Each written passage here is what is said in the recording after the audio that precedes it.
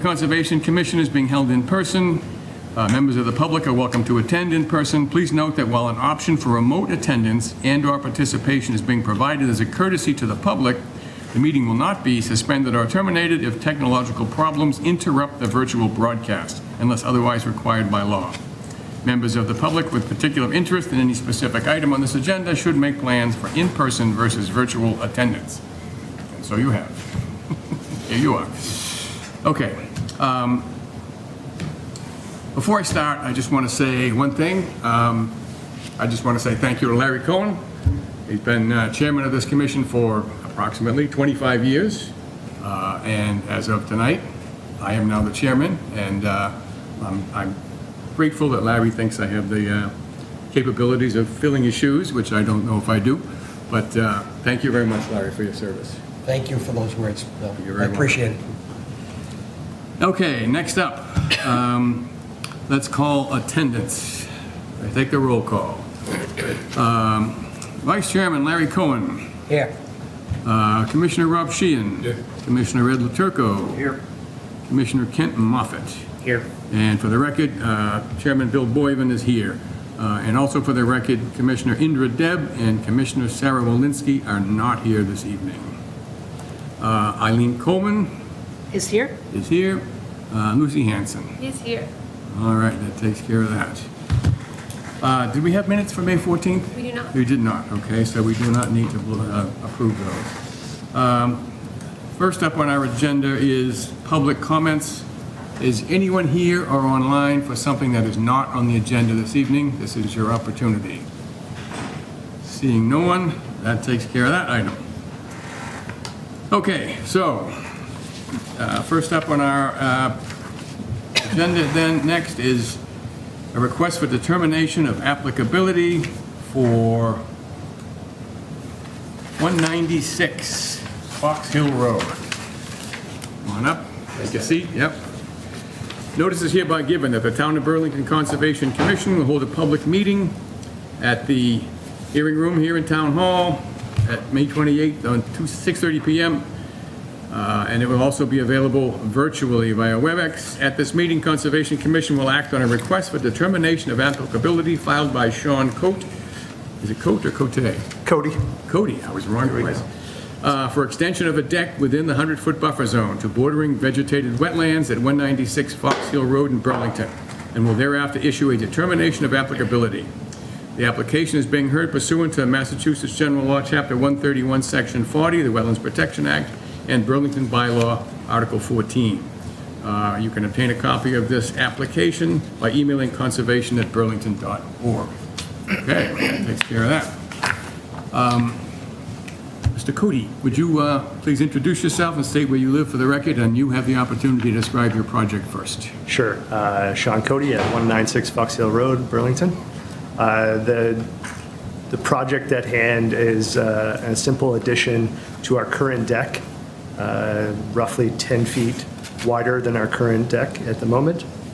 It'll be somewhere between 8 to 10 footings, and it'll be composite. It'll be made of composite as far as the decking materials, but as far as the extension out, as you can see, I'm not sure if it shows well in this picture, but that's the extension area right there that's in the photo.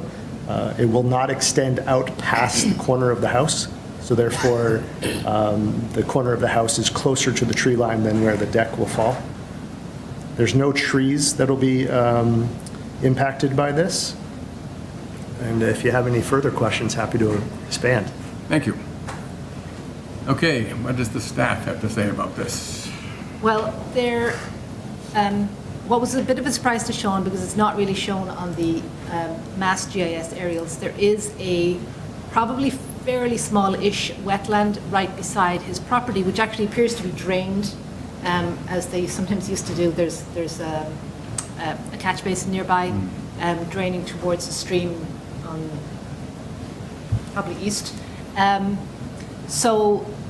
We could see that. I went out to visit him, and we could see that, you know, there was skunk cabbage. It was very clearly a depression and wetland. We didn't go on to it to look at it because it was somebody else's property, so, I can't really go on private property without permission. But we kind of ballparked where it was, just eyeballed it from the fence, and I explained to him about what he would need to do. So I reckon that this, again, just eyeballing it, that this proposed deck extension is something like 60 or 70 feet from the wetland. It's a pretty small project. It's purely the deck extension. It's got a number of footings. It's probably 10. He did inadvertently say something like 8, up to 8 on his application. It's going to probably be 2 more, just as determined by the building department. But I don't have an issue with this, and I don't have really any concerns about it. It's going over existing grass and existing stone. As he said, no trees are going to be taken down. It's pretty simple. Okay, it's pretty easy. What has the commission got to say? Do you have any comments? Mr. Moffett? Okay. Ed? No, it's a pretty simple project. I haven't got anything to add. Rob? Larry? No issues. Okay, the only question I had was, how are the supports going to be installed? They're going to use sonic tubes, or? Yeah, so 48 inches deep, 12 inches wide per building code, and with concrete, yep. Okay, so there's not really any excavation going on, it's just making a small hole? Exactly. Okay, good. Well, in that case, I think we have no other questions, and we can probably close this evening. Any of others? Oh, Just in yeah. case anybody wants paper. Just one other thing here, is there anyone here that would like to comment on this project? Any abutters or someone who is here for this project? No.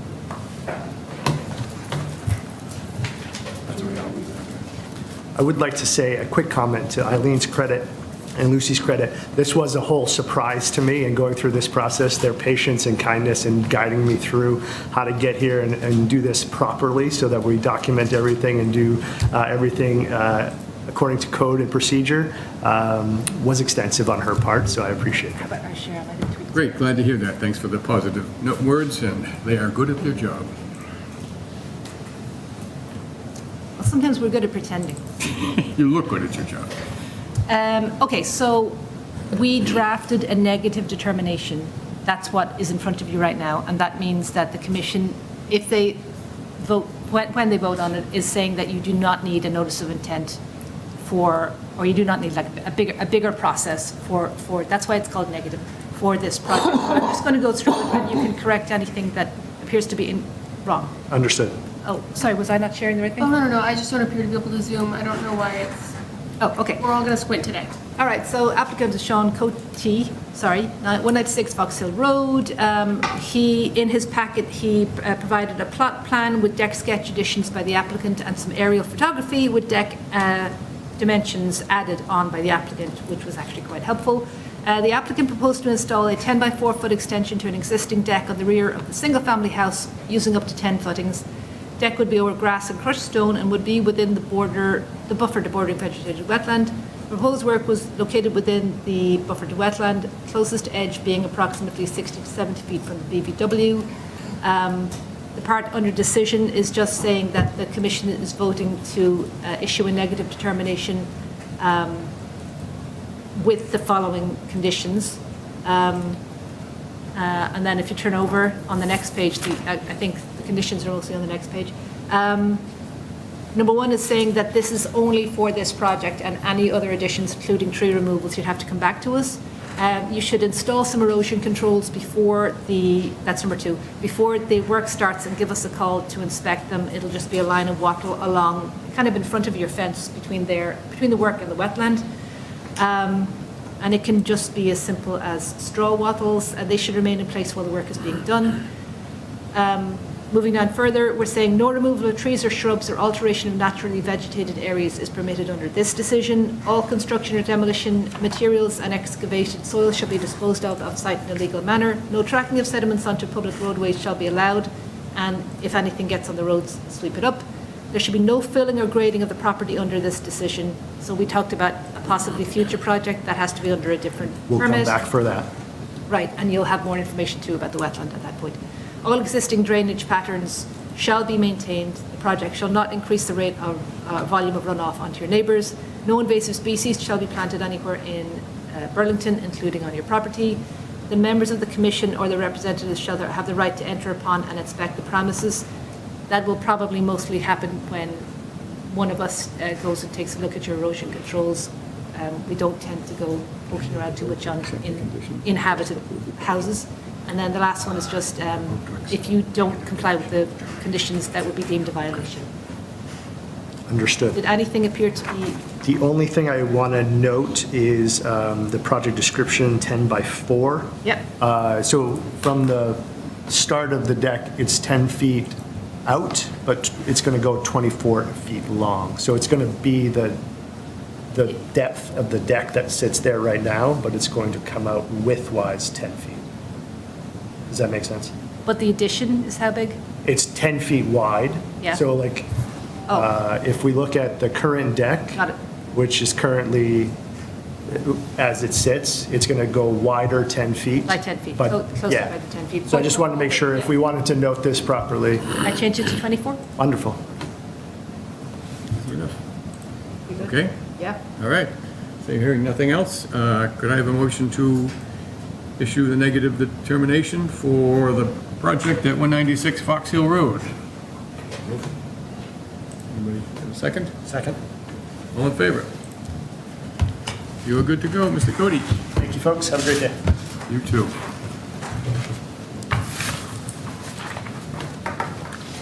Next on our agenda is a request for determination of applicability at 236 Fox Hill Road. Come on up, the applicant, and I will first read this public notice. Notice is hereby given that the Conservation Commission will be holding a public meeting tonight. As a courtesy to the public, this meeting will be accessible virtually by WebEx. The agenda is available at conservation@burlington.org. Conservation will be acting upon a request for determination of applicability filed by David LaRocque for removal of 6 trees within the 100-foot buffer zone to stream bank and bordering vegetated wetlands at 236 Fox Hill Road in Burlington, Massachusetts, and will thereafter issue a determination of applicability. The application is being heard pursuant to the Wetlands Protection Act and the Burlington Bylaw Article 14. And a copy of the application is available by emailing conservation@burlington.org. Good evening. How's it going? Oh, good. Please introduce yourself and where you live, and you can describe the project as you would like. Yeah, so my name is David LaRocque. I live at 236 Fox Hill Road, and the project is going to consist of removing 6 trees in our backyard along the wetlands, one of which is rather large and leaning towards the house, which we feel is dangerous. One right next to it is already dead. There's actually part of the tree that's already losing bark and pretty much dead at that point. There are 2 trees inside of a dog run. One of them has already dropped a large branch and damaged our fencing, and at the size of the size of the tree, we feel it could cause and hit a couple other trees if it were to fall and damage either our property or neighboring properties.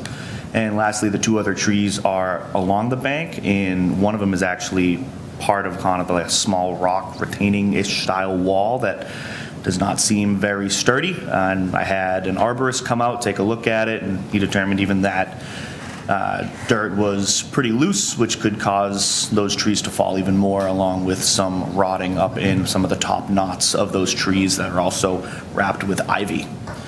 We would be replacing the trees at some point 1-to-1 as part of the Burlington bylaws, and we'd need a police detail out front to make sure we can have the project done. Excellent. Good description. Thank you very much. What does the staff have to say about this project?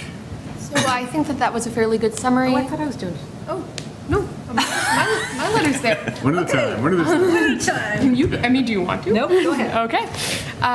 We went out with some of the commissioners yesterday, I think a majority of you that were there, which is great. And we saw these trees. They were fairly large trees, which is of note, but definitely we saw there was one with a significant lean, there was one with the big rot hole, there was the dead maple, and then the 2 trees that were inside of the dog pen. And I would agree with the letter that we received from the arborist that they do likely pose a hazard. I would say it's up to the commission how you would like to proceed with amounts of trees, just knowing that these are rather large trees. They're larger than we usually see taken down. Would you not agree? Some of them are big boys. There were some big ones. Yeah. Our biggest suggestion would be to leave the trees that are sitting on the bank that are shown right now on the screen as large snags, especially because removing them as in a whole might destabilize the bank, which would be not great. That and leaving a snag provides a lovely ecological benefit to the stream environment. But other than that, I would say we would agree that they do pose a risk and don't have a big concern with them going away as long as they are adequately replanted. Okay, thank you. Do we have any comments? Let's start with Ed. Any comments, Ed? No, we had a lot of time trying to figure out what trees were, but I think we nailed that down finally. I think it's a pretty clear project. Rob? Ed? No, I think that this hit the nail on the head, like stuff, like this stumps or like for, you know, so the bank stays intact, I think is a good point. And then I think it's fairly well educated, which is good on the one. So it sounds like you're willing to work with. So I think that's great. So that's my comments I make. Larry? Yes, I'd like to see a replanting of 8 to 10 foot trees, substantial trees. You're taking down substantial trees. Yep. In fact, I'd like to see more trees than 6, but when I look at the area, I don't know if you'd even have places. Not much room. I'm not sure you got room to do that, so Yep. trying to push for that, you'll end up calling the office and saying, well, where can I put them? I mean, it's like, you may even have trouble now with 6, I'm not quite sure. Are you familiar with what snags are? No. Snags are when you cut it down to a certain level, and the top of the tree and the dead tree at that point provides a habitat for birds and so forth, and animals, and are also, if it's right along a bank in a sensitive area, it avoids uprooting a huge root from the tree and destabilizing the bank. So you don't cut it all the way down to the ground. You leave, I don't know what height, 6 to 10 feet or something. Like 10 to 20. Or 10, whatever it is, you leave, you know, and sometimes it actually looks better having it taller, to be honest with you. Okay.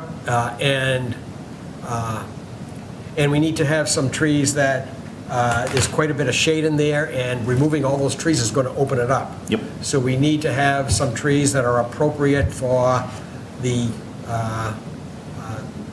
kind of conditions that are there, and are going to provide good shade for the stream, which is a benefit. Okay? Yeah. Thank you. Yeah, the only thing I want to add is I have several trees in my yard that I had to cut, and I left, 8 foot, 10 foot snag or stump. And it's kind of fun. I put a birdhouse on top. One of them, a maple tree, it re-sprouted all the way around the cut, and it's now a nice little umbrella tree. It's just, I wasn't expecting that. So you never know what's going to happen. Yeah. Red squirrels have moved into one birdhouse on one of them, so, they have wildlife value of their own. Yeah. Without the whole tree attached, so that's why we like to have them stay. So, if there's nothing else here, could I have a motion to issue a negative determination of applicability for the project at 236 Fox Hill Road? Oh, you gotta read the findings, Yeah, you sorry. want to go through it? Sorry, I'm one step ahead of it. Yeah, I have it ready to. Here, I'll share it, but you can feel free to read it since you're, Well, then I'll read it from paper. oh, that's a good idea. Would you mind just passing one to, Is there anyone else here from the public that would like to comment on this project? No, okay. All right. So this is another RDA similar to the one that we just did in the way that it is a small permit with similar conditions. That is up there. You might have to zoom in on your computer just well, because it wouldn't do it on it's your- not your doing it thing? on there. I don't know why. Yeah, I think you have to, Something's there's another Different workaround. application. I don't even know. Okay, it's reasonably good. So the top of the document just lays out who you are, where this is happening, and the references to the documents you provided. The project is described as a proposal to cut 6 trees at 236 Fox Hill Road within the 100-foot buffer zone to bordering vegetated wetlands adjacent to a stream originating from a culvert fed by stormwater on Fox Hill Road. We conveniently already had that language from the recent permit next door. Yep. It's lovely. Makes it easy for us. The jurisdictional areas just repeats the same thing right below. And under other findings, we've listed that these resource areas were delineated from a previous filing for work next door under DEP file number 122-718. The closest tree that is proposed to be cut is on the bank of the channel, as we saw in the photos. This just says the commission is about to vote to issue a negative determination, and that the following conditions apply. So this is only for work outlined in the project description. No other work was reviewed or permitted by this decision. Anything else needs a different permit, let us know what you're thinking and we will talk about it. So only for 6 trees to be cut.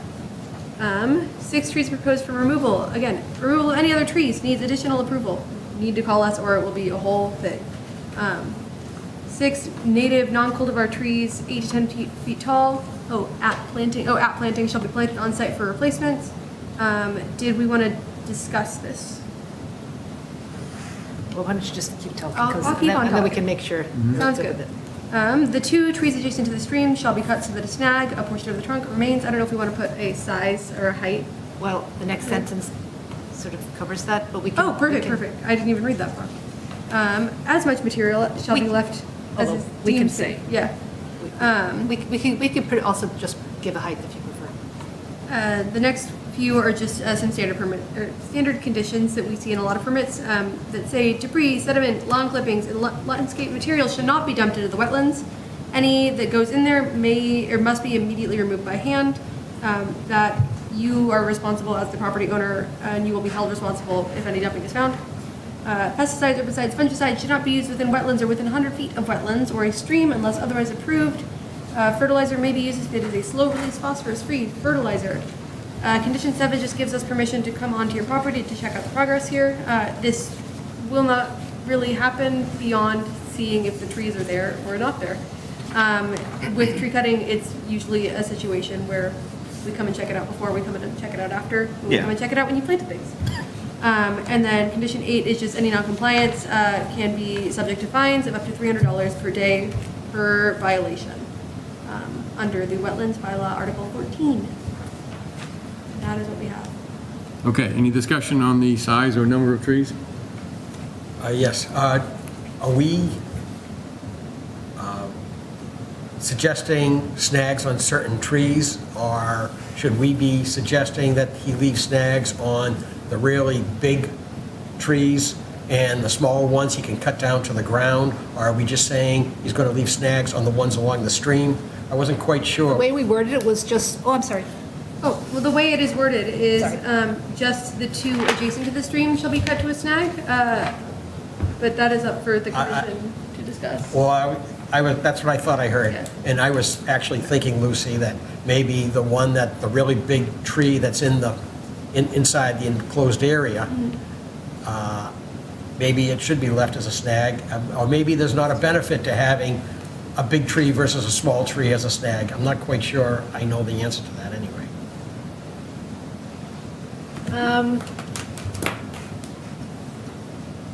You're asking them to plant 6 replacements, so the more I agree with you about snags, but then the more snags you leave, then the less room they have to put them in. Well, And they probably want to keep them kind of far back. well, you're not I going would to, suggest they go even behind the fence where the the dogs. thing live. is, Eileen, you're not going to be able to, regardless of whether he leaves a snag or he doesn't leave a snag. You can only plant within so much, you have to plant beyond a certain distance anyway, because the root is down there. Right, even when you grind, there's still roots. Right, there's still going to be, I mean, usually you don't go that far down when you Well, that's when up you to the grind. commission. Okay. If it were up to me, everything would be So snag. I don't know the answer whether it's, if you have a 2-foot diameter tree, is it good to leave a snag in that kind of a tree versus something that's 6 inches? I mean, if I was a bird and I wanted to nest, I'd like to have a big home Exactly. on top. Yes. Would it be reasonable to say that the 2 on the stream bank must be snags, but the remaining 4 can be left as snags in consultation with the arborist? And what they think is feasible for replanting at least 6 trees? I think that sounds good. Definitely the ones on the stream should be left, because the lower you get, the more likely you are disturbing the bank. But the other ones, I don't think it should be required. If it can be done easily, and the arborist says that it's not going to harm the replanting, then see what they say. I also Okay. imagine it's cheaper to leave a snag. Yeah, it should be lesser expense, not having to cut it all the way down. The way they cut trees nowadays, it's one cut and the tree's in the street, so it doesn't make a difference whether it's 8 foot up or 2 inches up, That's probably. probably true. I actually do have a question. In terms of the replanting, what is your guys' expected replanting timeframe? Is it something like, once the project's done, say the project's done tomorrow, do I gotta have the trees planted on Saturday, or what's the kind of a leeway? Do they need to be planted within 6 months, planted within 3 weeks? Just wanna, I don't think there's any specific time frame. Okay. Should consider what's best for Yeah. planting the trees. I wouldn't do it in August, you know. Right. I would do it either right now or September or something like that would be good for the likelihood of not affecting the trees okay. too much. I would agree with that. This a determination is valid for 3 years, so technically, he has up to 3 years, but you'll forget, and then we'll just be bothering you. For anybody. Because we're probably going to put something on our calendars in November to say, did he plant the tree? Did he plant replacements? Yeah, I just wanted to know. Yep. Okay, good question. All right, so if there's nothing else, I had one question, because I'm always curious, did the arborist come through the tree company, or did you hire your own arborist? So the original tree company that we hired outsourced to another arborist because they don't have one on staff. But I did have the arborist, his name is Layton, which is where we got the arborist note from. He came out on a separate day from East Coast Tree Service to actually look at the trees and give his input. Okay, so he's employed by the tree company. I believe they know each other, Okay. which is, so. so they contracted with him to Yep. do the Yeah. numbers assessment.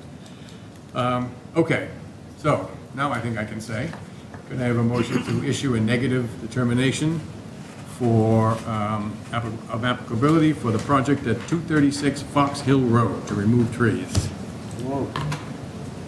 Second? Second. All in favor? That is 500. You are all set, Mr. LaRock. Thank you very much. Much. Good luck. You guys have a great evening. Chairman, if Thanks. you wish, when the other 4 trees to you can think about it, that needs to be slightly differently worded. Okay, next up is request for a minor engineering change at 12 Sarah Street. Is someone here for that? Yes, sir. Good afternoon. Please introduce yourself for the record. My name's John Luther. I'm here representing Mr. Gould and Bonanno Construction, Okay, former owners of the property. before we start this, I just Yes. want to read something that I've summarized this project at 12 Sarah Street. Mr. Hickey has been attentive to this project from day one, as is his prerogative. I had the exact same thing done at my house. A wooded lot, completely cleared, a giant house built, there was wetlands, and the house was higher than mine, the elevation. So I was concerned about runoff and all that stuff. And I brought my concerns too to the Conservation Commission. I left this seat and sat over there where you are and addressed my concerns as an abutter. So Mr. Hickey has every right to do that. He's expressed a lot of concerns, and they have been addressed with multiple significant changes. The pool was moved to the other side of the property away from his home. A second infiltration chamber was installed to keep the water on site. A French drain was installed along the entire length of the wall abutting his property. The outlet for the French drain was directed further away from Mr. Hickey's property, and grading changes were made to the rear yard. All these modifications were done at significant expense to the developer, specifically to address Mr. Hickey's concerns.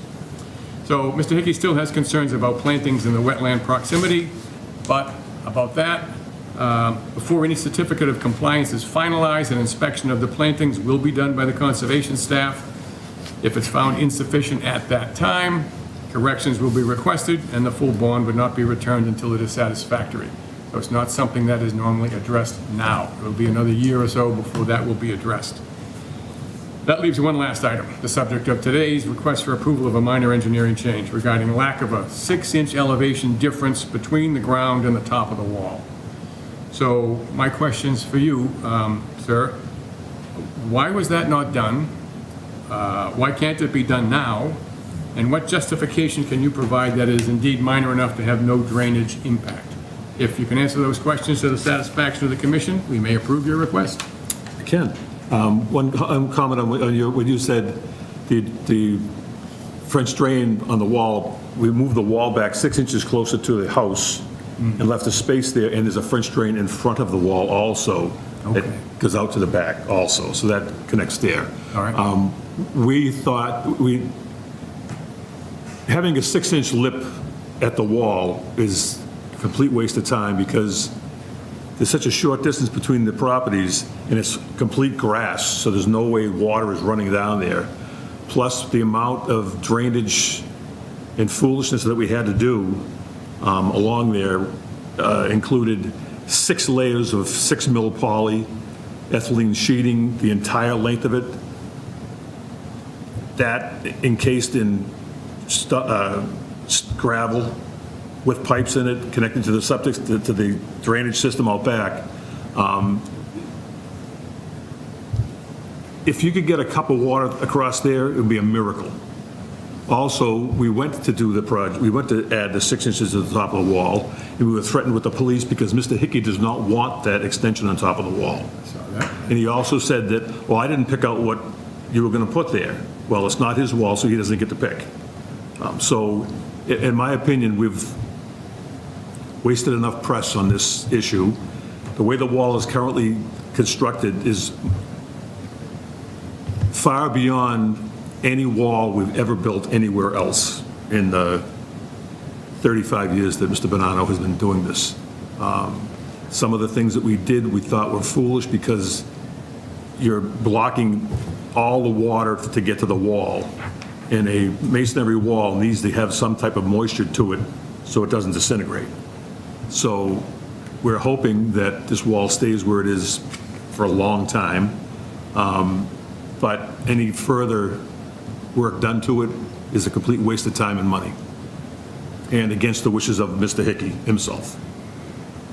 Are you a certified engineer, professional engineer? I am not. We have one on staff. Okay, but I saw a letter from that person. Yes, that's Dan wrote the letter about, he's the one that designed everything, and Okay. he spent a lot of time on the phone daily, multiple times daily, with complaints from the neighbor, and everybody was just trying to appease him to get him to go away. And to address his concerns. And to address You did? his concerns that were not valid because he didn't know what he was talking about, but it's okay. We won't go there.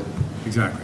Yep. So in addition to your opinion, there is a signed document from a professional engineer saying also feels that that modification is not needed and a minor engineering change is warranted. Right.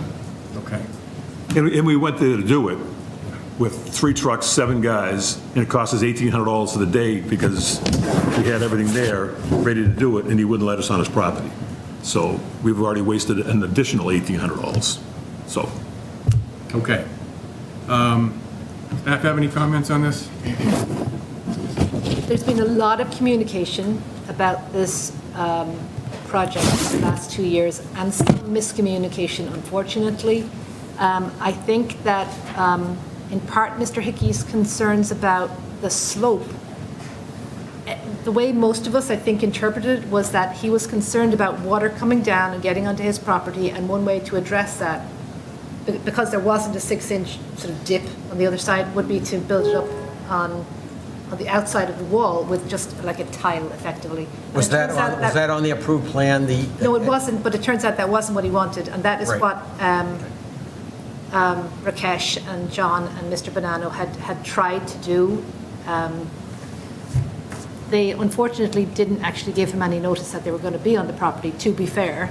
But I think that I agree with everything that Bill said and everything that most of what John Luther said too, that this has been a really substantially designed project. They've had a lot of stormwater design, a lot of additional stone was added. As you mentioned, they moved the pipe because of his concerns. And his concerns, I think some of his concerns were 100% warranted about some of where the pipes were going. And those were all addressed, and they were put in. And as Bill also said, the issue with the plantings, they did replant a lot larger trees, and it's now, that's sort of a moot point in regards to the rest of the sort of more engineering aspects of this property, and that will be addressed when the COC is applied for again. So I think it would be, if the commission is in agreement, I think issuing an MEC under the circumstances to sort of approve the minor changes, minor deviations from the plan is reasonable. And what exactly are the deviations from the approved plan? The plan did call for, oh my God, there was a slope change. One issue also is that quite a lot of the wall is just outside the 100-foot buffer. So kind of a little almost outside your jurisdiction. So ordinarily you would hold them to, a plan. But sometimes field changes happen, and then you have to decide whether it's a reasonable change that was made in the field, or whether it's actually warrants doing something like an entire rebuild. And I think that I think the changes were not all that significant. Okay, yes. If I may, I think his concern was that the water is going to run down the slope from one house towards his, but there's such an insignificant slope from his house to that wall. The water's not going to run downhill. First thing, it's full of grass. I mean, it's a real thick grass there, but it's probably a 3-inch drop from the house to there. And you have to have some slope. The building code requires you to slope the water away so the water's not going back into your own basement. So if there's 3 or a 4-inch drop between the house and the wall, I'd be surprised. It's very minimal amount. So there's no water going in there. Also on the plants, they planted a whole lot of plants at first, and then we talked about that, and we planted all the plants that Eileen showed us, the list of plants. So there's like 3 times as many plants back there, all growing, and so, but whatever is needed to be done, that'll be done separately from what this is. The regulations require that the rate of flow and volume of flow from the adjacent property to Mr. Hickey's property is less than before the construction. You feel that that is the case? Absolutely, positively, Okay, yeah. There was no barriers between them at all. It just ran straight downhill into his yard. correct. So now we flattened it up. And they have a lot of issues all around town that people get upset, oh, you're going to put more water on my property. Well, if you've got a lot that slopes down 45 degrees, and we raise it up so it's only a 10-degree slope, you're going to get a hell of a lot less water because the water can't run downhill as far and as fast. So, and because we have another issue going on in another property, and same thing's going on. Not with you guys, no. Yeah. Thank you. All right, do we have comments? Kent? Ed? I can still go back to my original visit, when these drain pipes coming off the house are basically hitting the area that has no place to go. And you got the same argument going from a neighbor, has no place to go. There's actual cubby holes, if you may. Filled up with water when I was there with a rainstorm. And I said, this water can't go anywhere. And it's coming off the drain pipe too. But not anything major. But the fact is, this property is not designed to capture and do something with it. That's the main issue I had. He had other things like I can put my arm through the wall. Didn't even want to touch that one. But I do see the property has got catch basins, if you may, for water. And that whole left side of the house. And that day, that drain pipe was really humming water out of it, off the rooftop. Was everything connected to the underground tanks at that point? Because all the gutters drain into pipe, Yeah. and they're all connected to the Caltech system in the backyard. Everything. This one on the corner is the one I specifically referred to. Those are all connected around the corner to the Is there backyard. an overflow, remind us? Is there an overflow on the drain pipe, on the downspout? I don't believe so. I don't believe there's on the Where was the downspouts. water coming from? Where do you mean? It could have been not completed at that point. I don't know when you were there. That's exactly what unknown I had. I don't know if there's something more to be done. Yeah, well, we had everything connected, and we haven't had any issues with any water anywhere going around there, so. Okay. All right, Rob?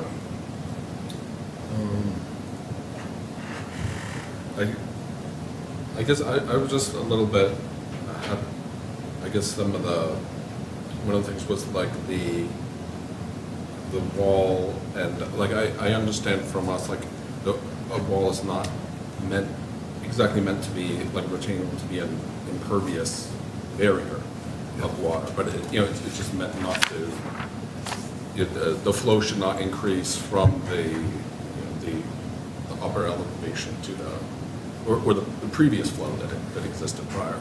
And I guess one of the things that sort of came up was the consistency of the build of the wall from the front sort of all the way to the back.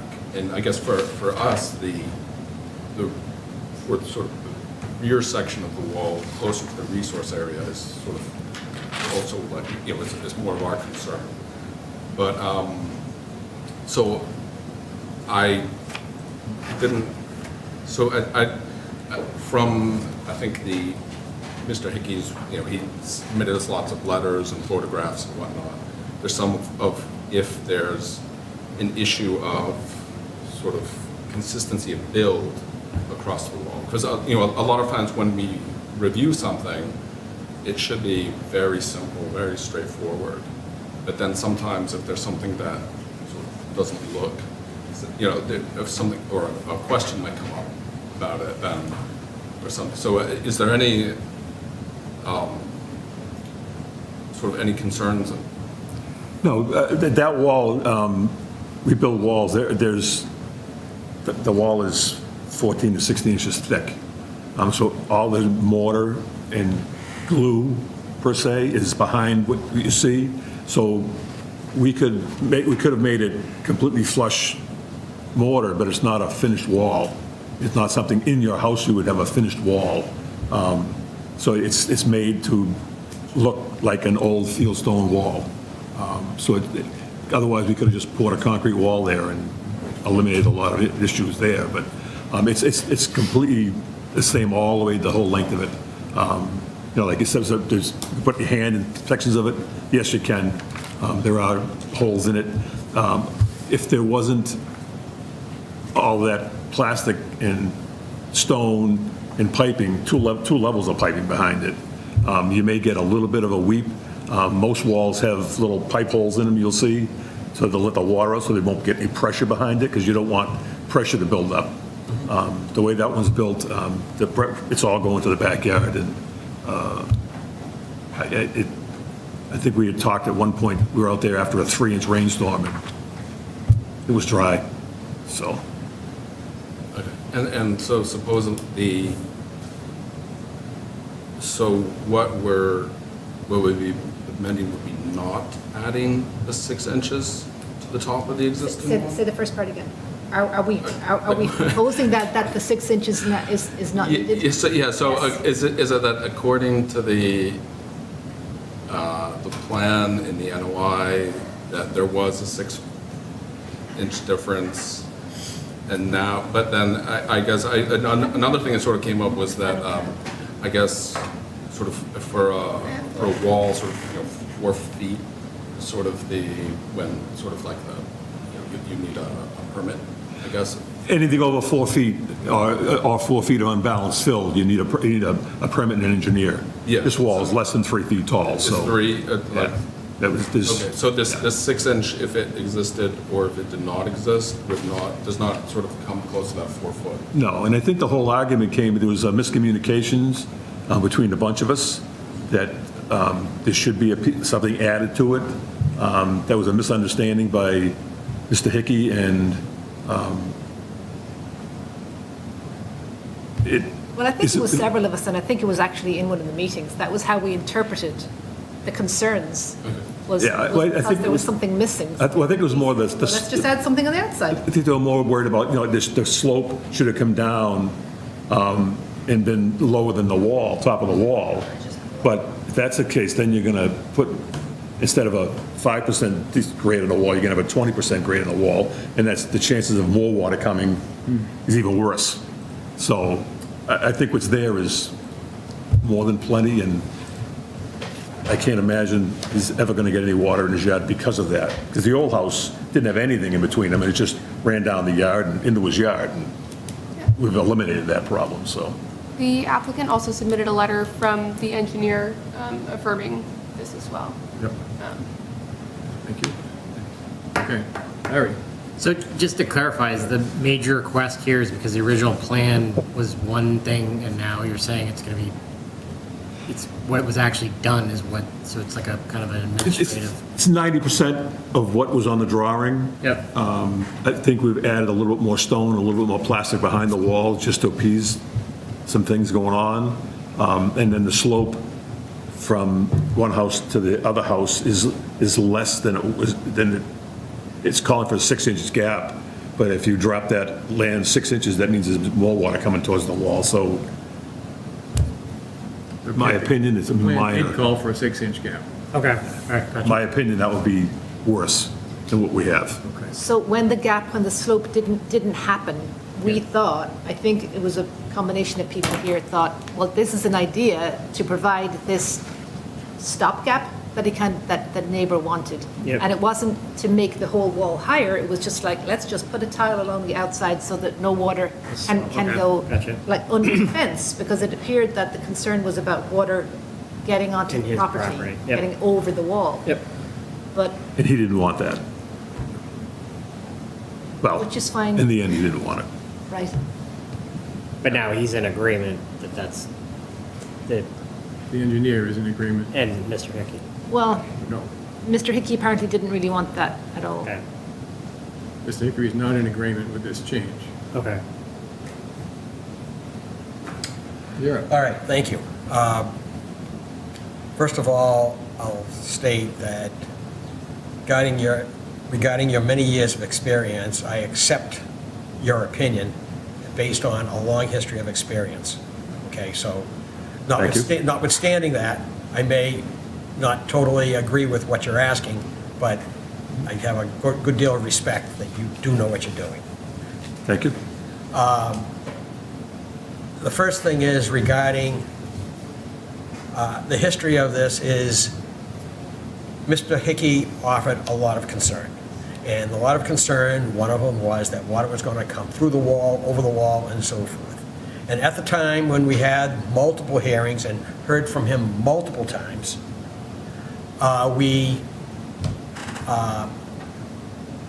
it may have been me who proposed, well, maybe we should just have a lip to deal with any potential for water hitting frozen area, and then as it melts, it just sort of rolls off the top of the wall.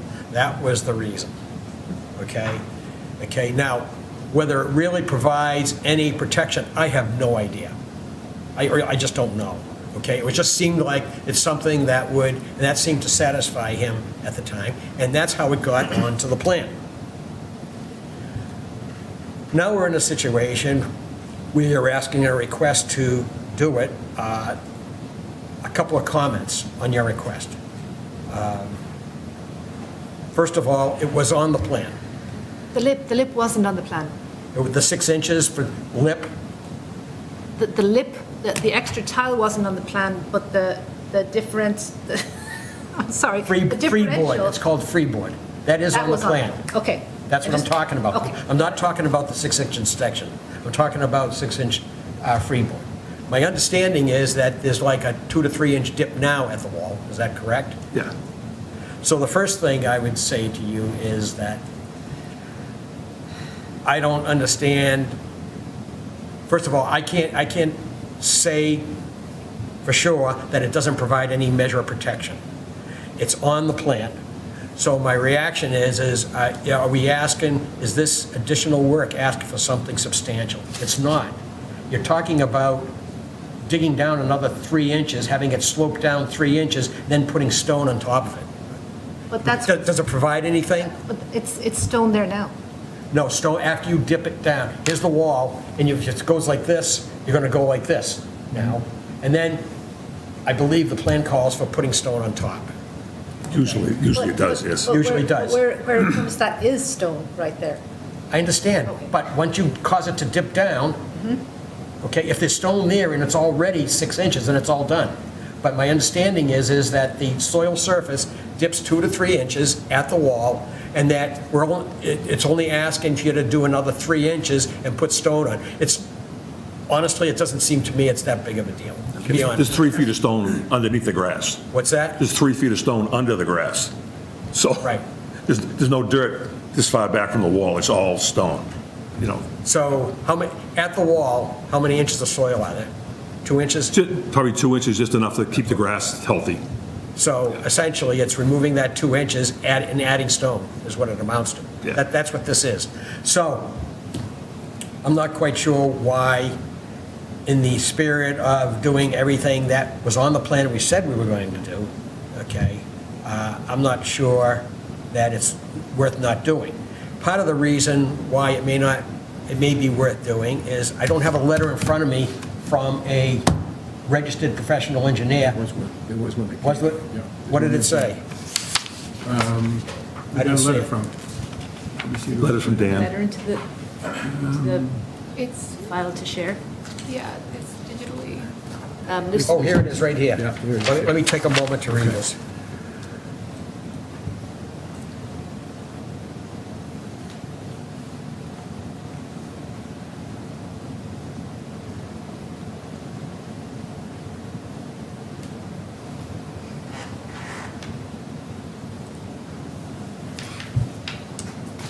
What he doesn't say is, he doesn't say that, in his professional opinion as a registered engineer, a professional engineer, it does not provide any added measure of protection. Like, I just don't know that. Does it provide any added measure of protection that if you have water filled up and it's frozen, and now we've had snow on top of it, there's ice underneath, that water won't run off? If you put that in, does it provide more protection? I can guess, but I'm not going to guess here, okay? No, in my opinion, what we did was we raised left the grade up more level, less slope towards the wall. So that's going to eliminate the water running towards the wall. So there's no place for there's a small gap at the wall, but you're going to get such an insignificant amount of water or frozen water in the wintertime that nothing's going to run over the top of it and run off. Wow. Plus then there's, at the other side of the wall, at the base of the wall, there's another French drain at the bottom of that also takes the water Yeah, I know. back. I believe it's a very good design. That's not the issue. So on this point, I'll conclude by saying that if there's 2 inches of soil and the rest of it is stone, exposing the 2 inches of soil, 6 inches wide, and filling that little gap, that gutter that you're creating with additional stone, it would be done. I mean, that's all it is. Now, Larry, are you proposing to remove soil but then put stone on top of that? So it's going to be the same level? Is that what you're saying? Because I'm not understanding it. Yes. yes, that is what I'm saying. In other words, normally if you were going to do a dip against the wall, you would put stone on top of it. Right. Okay? So there'd be a 6 That inch way, dip, but that there'd be way, 6 inches of stone. theoretically, it holds water and so forth. Right. Does it provide, does removing that 2 inches of soil and just adding the stone on top of it, 6 inches wide, does it really add anything? I have, Well, the grass doesn't seal to the wall, so any water that does run down there and hits the wall is Yeah. going to go down in the grass and soak like I in said, it doesn't soak in look the like stone. that big of a So, deal. it- And it is on the plan, so. If I could just add to that point, if there was some small meltage that went over the edge, it's still going to be a lot less than the pre-development flow and rate. We're never going to exceed that. 90% less. Yeah, exactly. Which is what the requirements I are. mean, to be honest, I'm of a feeling that I would like to say everything that was on the plan should be done according to the plan. and given the amount of concern that Mr. Hickey has expressed, and I don't see a good reason for not actually do it. The second thing is, he has talked about, there's a couple of points, further points, in his letter. This is not what's being discussed, but in his letter, he talks about there's a continued lack of proper plantings and so forth, all right? Now, he did flag at one point that they put in very, very small plantings, and these folks they redid it, and they redid the plantings. And Mr. Hickey, because he doesn't see us out there maybe every day or every other day or whatever the case is, he has accused us on numerous occasions. In addition to saying he was going to sue us, he has accused us on a number of occasions of essentially not doing our jobs, not supervising the projects. For the record, I'd like to state that we do not supervise the jobs that we permit, okay? And when plantings go in, okay, now he did catch something where he put in very suboptimal plantings. He did, in all fairness, he did catch it. Yep. But the fact remains is that the way we do our work is we permit the project, they go out occasionally or periodically and make sure everything's on track regarding erosion controls and so forth. And at the end, when the request for certificate of compliance, and I know you know this, I'm not saying it to you actually. No, I'm it's just saying. Yeah, no, you're good. Okay. And we go out and we assess whether the compliance is close enough. A lot of times there are small deviations, of course, and the engineer will tell us some deviations or we'll see something, okay? But we do not go out and continuously supervise the project for the plantings or the construction of the project. That is not our job. No. Okay, is he is under a mistaken understanding that that's how we do our business. That is not how we do our business. If I may, I'm not sure if we should be discussing the trees, if we're just here to discuss the drainage changes. I'm not discussing the tree, I'm explaining the Got it. process. Yeah. Okay? And Mr. Hickey also talked about, he refers to the wall consistently as unmortared, completely unmortared, which I believe is not true. Absolutely not true. And we have sent him a letter telling him exactly the way it is. I sent pictures to Eileen of the Yeah, I know, water. it's, I'm good with it. Yeah. Okay, and you probably saw the letter we sent him, No, thank you. but we won't bore you with it. I see enough nonsense.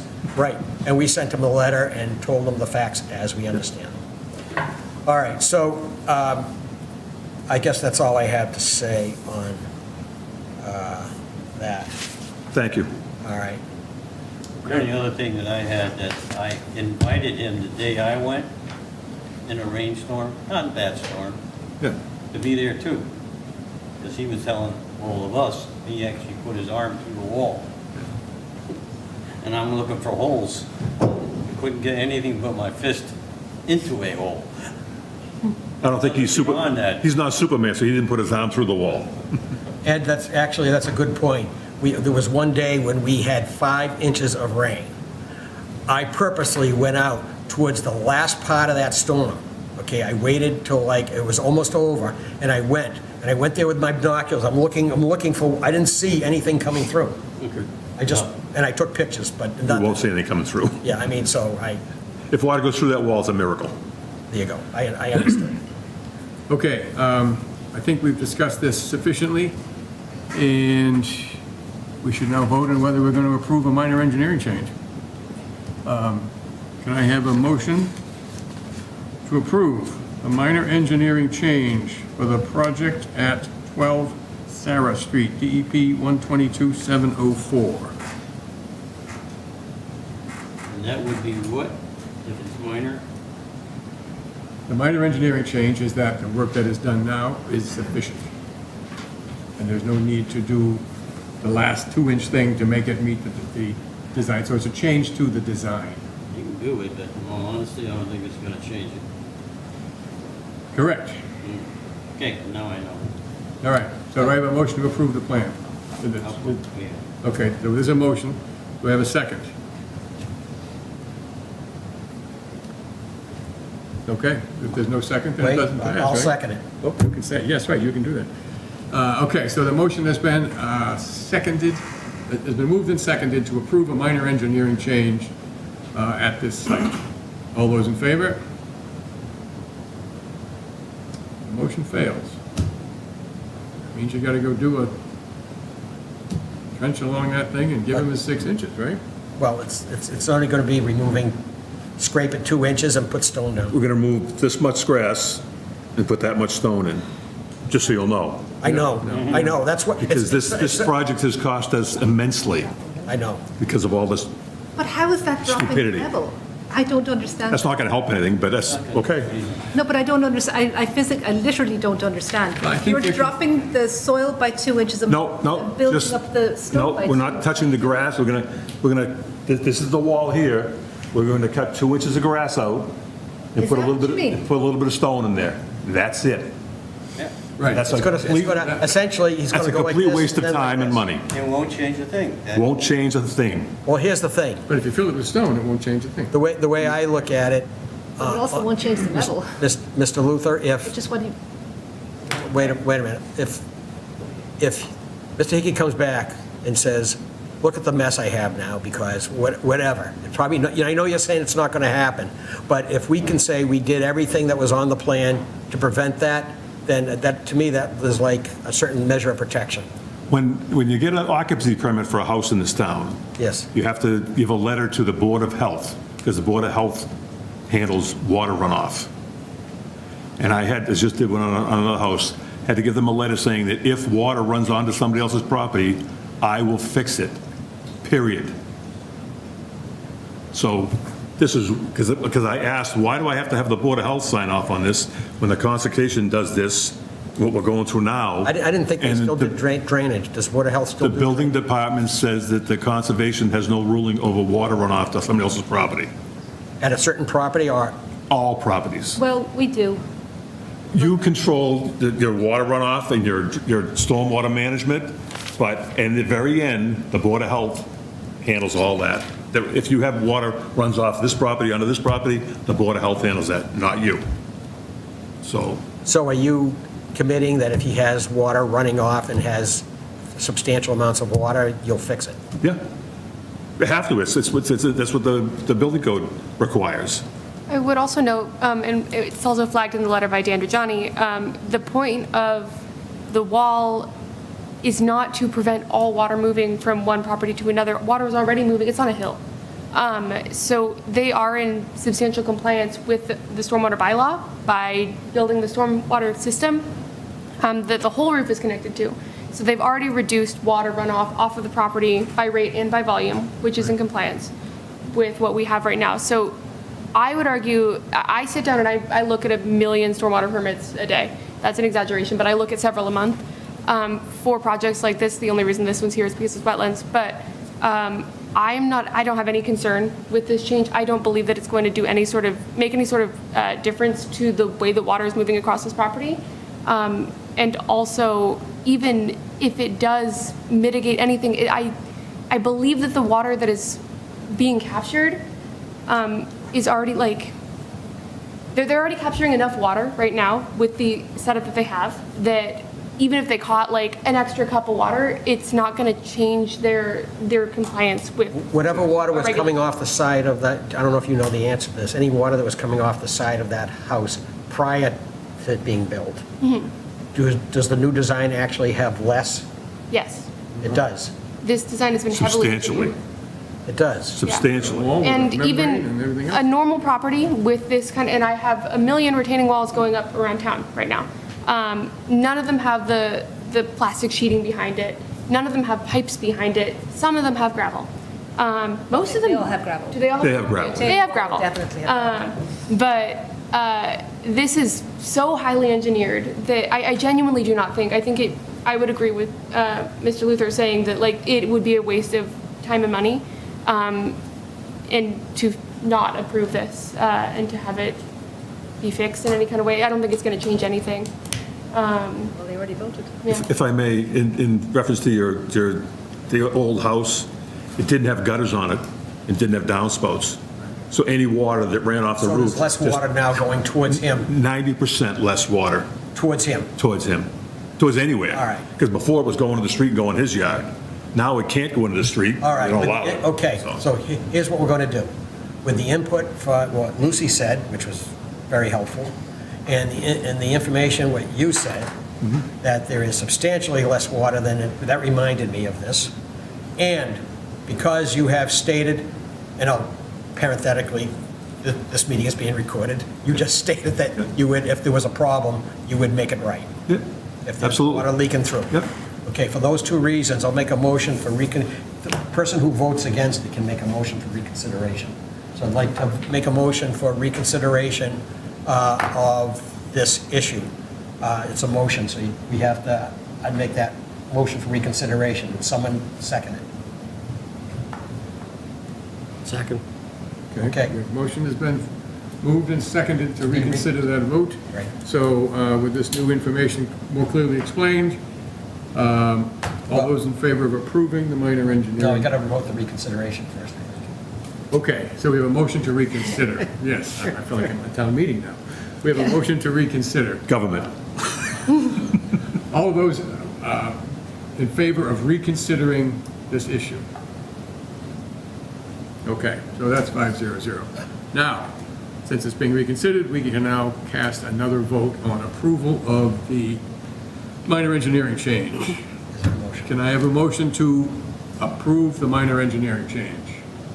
I make the motion. Second. And a second. All those in favor of approving the minor engineering change? Go ahead. 500. Okay. All right. But just to close it out, I think Larry does make a good point, so I just want to make that on the record that basically, like, this is a contentious one and has been. So I agree, it's probably your case of saying it, but it is valid that it was something you were saying it was on the plan and that you basically stated everything you've done is that. So just, I think that is a valid point.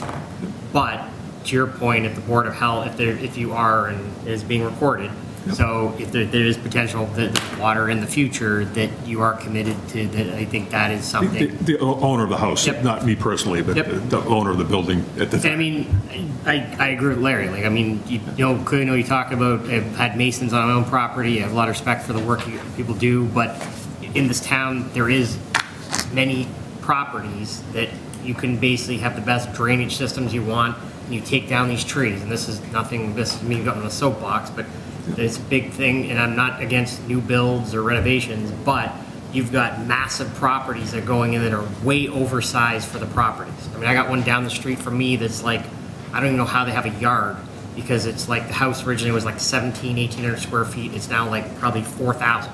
So, I mean, I appreciate you ridiculous. saying that you'd come out and you'll fix it, but I mean, nope. it's, We'll to take be care of perfectly it. honest, like, trees basically and that, and they have the best drainage systems you have in the world, but it's still, a lot of the houses are way oversized for the properties, and that's, the owners take that risk. 100%. Yep. When I was working here in town, there was a couple of houses that were 8,000 square feet. Oh, yeah, easy. You know, from a 1,500 square foot house to an 8,000 square foot house, which is ludicrous.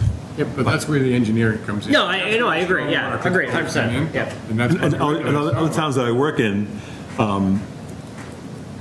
that I do inspecting in, people are always complaining about something and, okay, well, the setbacks are 15 feet, so from 15 feet all the way across the yard to the other 15 feet, if they fit in that box, there's nothing you can do about it, which is ridiculous, but that's okay. Okay, we're off the I have a subject. quick, one more thing. Mr. Luther, when you worked for the town of Burlington, right? I did, yes. What did you do for the town? Building inspector, You were building inspector? yeah, one of them, yeah. Okay. And then I just wanted to say one other thing to you. For probably the 35 years I've been on the commission, I have never made a motion until tonight for reconsideration. I knew that. And you did the right thing, in my opinion. Hi, Lisa. I forgot to say hi to Lisa before I get in. She's watching. No, I appreciate it. And I promise you, once we're done here, you will not see me again about this issue. Other issues maybe, but not this one. Okay. I promise. Thank you very much, Mr. Luke. Because I just won't show up. Well, we'll hold you to it. You make a change from chair, and now he's making three motions. He did good. We good? All set? We're good. Thank you, gentlemen. I appreciate it. Thank you, girls. Oh, and Eileen said she was bringing drinks tonight, but she didn't bring them, so. I didn't say people couldn't Thank turn you. on. Have a good night. Very nice. Okay. That was interesting. Yeah. All right, next up is a continued public hearing, a notice of intent for 11 Sears Street. John Muller is the applicant to demolish a dwelling and construct a new dwelling, DEP 122-731. Good evening. Good evening. So the last time... Your name, please. Oh, sorry. John Muller, 11 Sears Street. Okay, thank you, Mr. Muller. The floor is yours. So the last time this project was in front of the committee, the action that was up for discussion was that the bottom of the basement, or so the lowest level of the proposed dwelling, was about 4 feet below the estimated seasonal high groundwater table. And at that time, we had talked about potentially doing a water mitigation system to correct that, but several weeks later, instead, what we've proposed is to actually raise the house above the estimated seasonal high groundwater table, to just get rid of that issue entirely, which I believe was what the committee wanted initially.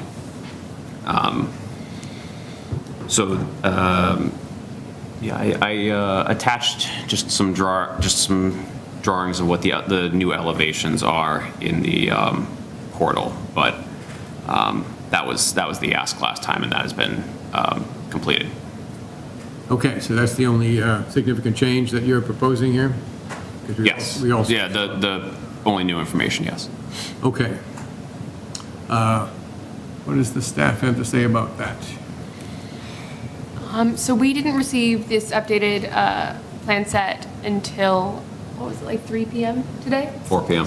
4 p.m., yeah. So we haven't fully had time to review these changes. But it was just the elevations. But it was just, yeah, if it was just the elevation changes. I mean, it's just the architectural Yeah. side views of the house, so it doesn't mean anything to the commission, Correct. really. Oh, other than, I understand what he's trying to address, but that,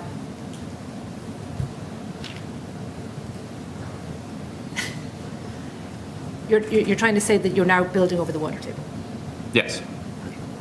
That's good to know. Was there an infiltration chamber involved in this? No. No, okay, so we don't worry about the seasonal high water level for that. Okay, so what are you suggesting, that we should be able to close this evening, or? Absolutely not. We don't No. have a plot plan, we don't have a surveyed plan, we Okay. don't have anything else. We don't have what he's going to be doing with stormwater. Okay, so we're just discussing whether or not this change is affecting our opinions in any way. Yes. Okay. So that didn't come in with the initial NOI paperwork, anything like that? Sorry, what didn't come in? Plot plan, survey, all that stuff, none of that came in initially in the forms that were presented the first time? Well, Two yes, meetings ago? But you've got a new engineer, so you're changing some things, right? I'm having him review the previous work, but there's no changes at this time. It's just we're moving the house up. Well, we didn't know that because you haven't told us that. We were under the impression that there were going to be some changes because you had a new engineer. So he's going to have to provide us with information about the stormwater management. So we don't have that yet, right? Lucy? We have not received anything except for the new architectural plans. I do, so I think I wasn't fully, it wasn't clicking for me what was changing with these new plans that we received at 4 p.m. Additionally, just because on a meeting day, I like to leave and take a break between work and meeting. So I haven't sat down and fully reviewed these. Hearing this, so I would like to know what Dan has to say. If he is going to be reviewing these plans, I would want to hear feedback at that point. But if my understanding of what you're saying is correct, it's that everything of the original design is remaining the same except for the house is just lifted. Yes. Okay. But then the grading will have to change. Will the grading have, do you have information on that? The topography around the house from the drawings that were done is not any different. Like, the way everything flows, like, it is the same as it is right now. Okay. Were you previously proposing to have a basement level, and now you are not having a basement level? No, we still have the basement level, we've just moved it up so that it is above the groundwater table. Okay. So if that is the case, and your previous stormwater, if the grading's not changing, your previous stormwater plan is not changing, then that, By how much are they moving the house up? 4 feet. So that's a lot of grading around the house.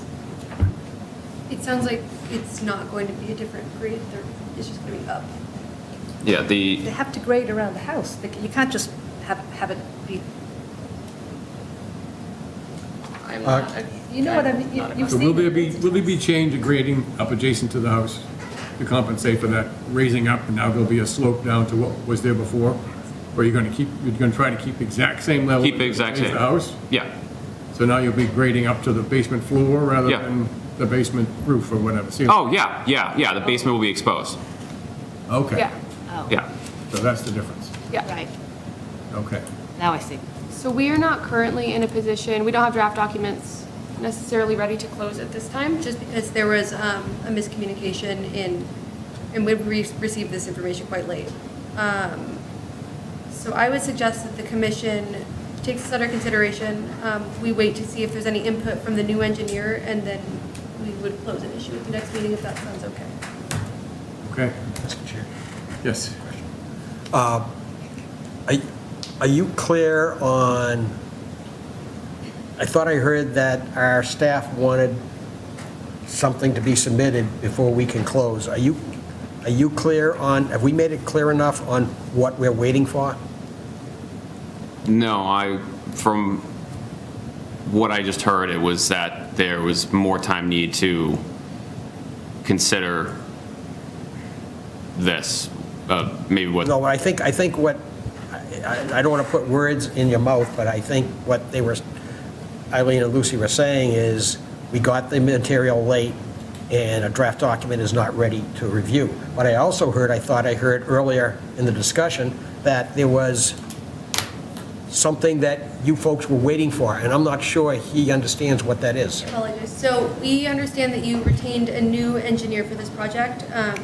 I have been in contact with him in regards to this project. He reached out to me, I believe, last week asking for a synopsis. I only received confirmation that he had gotten my email, I believe this morning. He said, I got a thanks for this email. And then you just now have shared that he is going to be reviewing this project. So I'm under the impression that he has not yet finished reviewing this project. Is that correct? Yes. Okay. So I would love to, since you have retained an engineer to review this project, I would like to hear from, either through you or from him directly, that everything's got the thumbs up, just since that's happening and he is working on these new. No, Lucy. I agree with that, Lucy. I agree. Are you waiting for anything, though? For him to submit anything? I don't want him to show up at the next meeting and, oh, we didn't get this or we didn't get that, and now we still can't close. Yeah, I would like confirmation from the new engineer that this plan as it exists is satisfactory. Well, Regardless of the new engineer, was there something else that we were pending before we could I close? thought you said something, and I didn't write down what you said. I don't have it. plot plans, surveys, but that was, I think, under the assumption that there was going to be many things changing, but I'm just having somebody review it. So I think what we really would like to see is a plan that's now approved by the current engineer.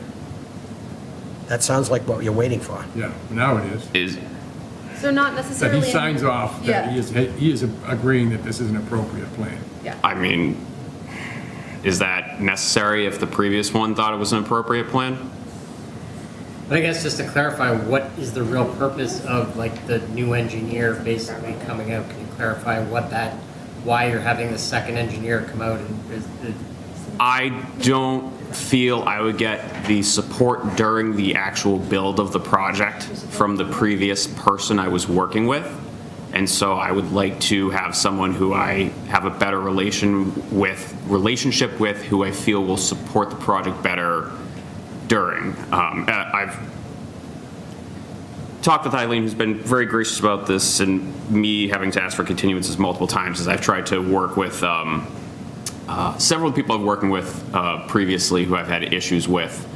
And I just will feel more comfortable with this new engineer during the actual build of the project. Sounds like you had issues with communication and so forth with the previous person. But not to, Yes. But not to be perfectly blunt. I mean, it's I understand you're not having comfort, but I mean for these guys to, I think, correct me if I'm wrong here, but I understand your point. Maybe you're not comfortable with the previous engineer, but I think what Bill's touching upon is basically like it would give people more confidence if the person that you're saying is preparing all the documents is that person. You're relying on the other person. That doesn't give me a whole, like, I understand additional, but it's like, it's kind of confusing in the fact you're expecting like staff to make a determination based on a prior person's documentation that you're saying, that's not really the person I'm going with, but I want this person to advise. But we have no reason to doubt the I agree, qualification yeah. of the previous plan. No, yeah, I agree. And so it would just be comforting to have somebody Yeah, it's just say, kind of- "Yeah, it looks good to me," basically. But you're right, we had no discussion about the qualifications of the previous yeah. plan. And you're certainly entitled as the employer to hire who you want to do the job for Yeah. you. So that's fine. But we're not able to close tonight. So, because we don't have the paperwork done, and we would like to see just something in writing from that engineer saying, I agree with the plan as shown, and we're gonna raise the house up 4 feet with no change in grading. I guess I'm going back to Larry's point, then I don't know, I guess, what paperwork still needs to go in. I'm happy to see either an email or a letter from the new engineer confirming that this is the plan that will be moved forward with for this project. It really just as simple as that. And if there are any deviations that will occur other than raising the house level, that should be noted. Did the previous engineer is the one who has changed the plan to raise the house level, or was it the new engineer that did that? This was done by an architect, By an architect? yes. Because the previous engineer didn't have any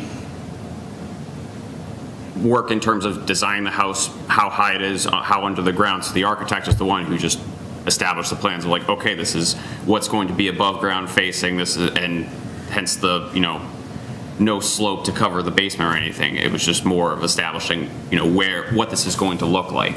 Because that was what had changed. All right, so that's good. So, all we're left with here is continuing until the next meeting. Try to get this closed at that time. You okay with that, Eileen? Yes. Okay. Can I have a motion to continue this to the next meeting on, Sorry, I'm just trying to understand, because I'm the one responsible for this, right? Like, it's not the new engineer who's certifying this. Like, if everything's there and I'm the one responsible for this, I'm just not clear What is your question exactly? so you're not comfortable asking the new engineer to certify somebody else's plan? Is that the idea? No, my question is, why do I need to wait for the new engineer to, if everything is submitted that was asked, why do I need to wait for the new engineer to review it? Because we did not receive any new plans until 4 p.m. today, and we were not in a place to provide. Okay. Yeah. If that, got it. Yeah. Okay. Okay. All right. New plans are stamped by a professional engineer, and that's what we need, correct? I think he's also saying that there won't be a new plan, but I'm a little dubious about that because we're now raising it above the water table, and I think we just want to have some confidence about that. And I don't think that's unreasonable. Everything's kind of everywhere. Yeah. It'd be nice to just have like this is what the plan is and here's what we're doing and here's who we're working with. And, Isn't and, it- and isn't- who is the final stamp from? Isn't it standard procedure that if that change is made, a revised stamp plan should be submitted? Isn't that correct? Can you say that again? If the plan has been revised and now the elevation of the house is different and the drawing is different and everything is different, we need a final revised plan stamped by a professional engineer. Yes, unless the engineer is happy, confident, whatever words Lucy used earlier, that the plan as originally designed does work, given the elevation, given the fact that it's now being raised. If you want to stipulate that, that's fine, but I can Oh, call well, the I think engineer that in was, the morning. we could, yeah. Yeah. I don't think you want to make incur additional Yeah. cost if you don't have to. No. I think if the prior person was submitted, and to Eileen's point, there's no real change, if you can get that documented in writing, then I think that's, like, give you time to do that. I think that's the main ask, without having to incur additional cost. But to Larry's point, if it is required and there is a change, then you want to have that official documentation. So I think that's what the determination needs to be made, without forcing a resident to incur additional cost if it's not needed.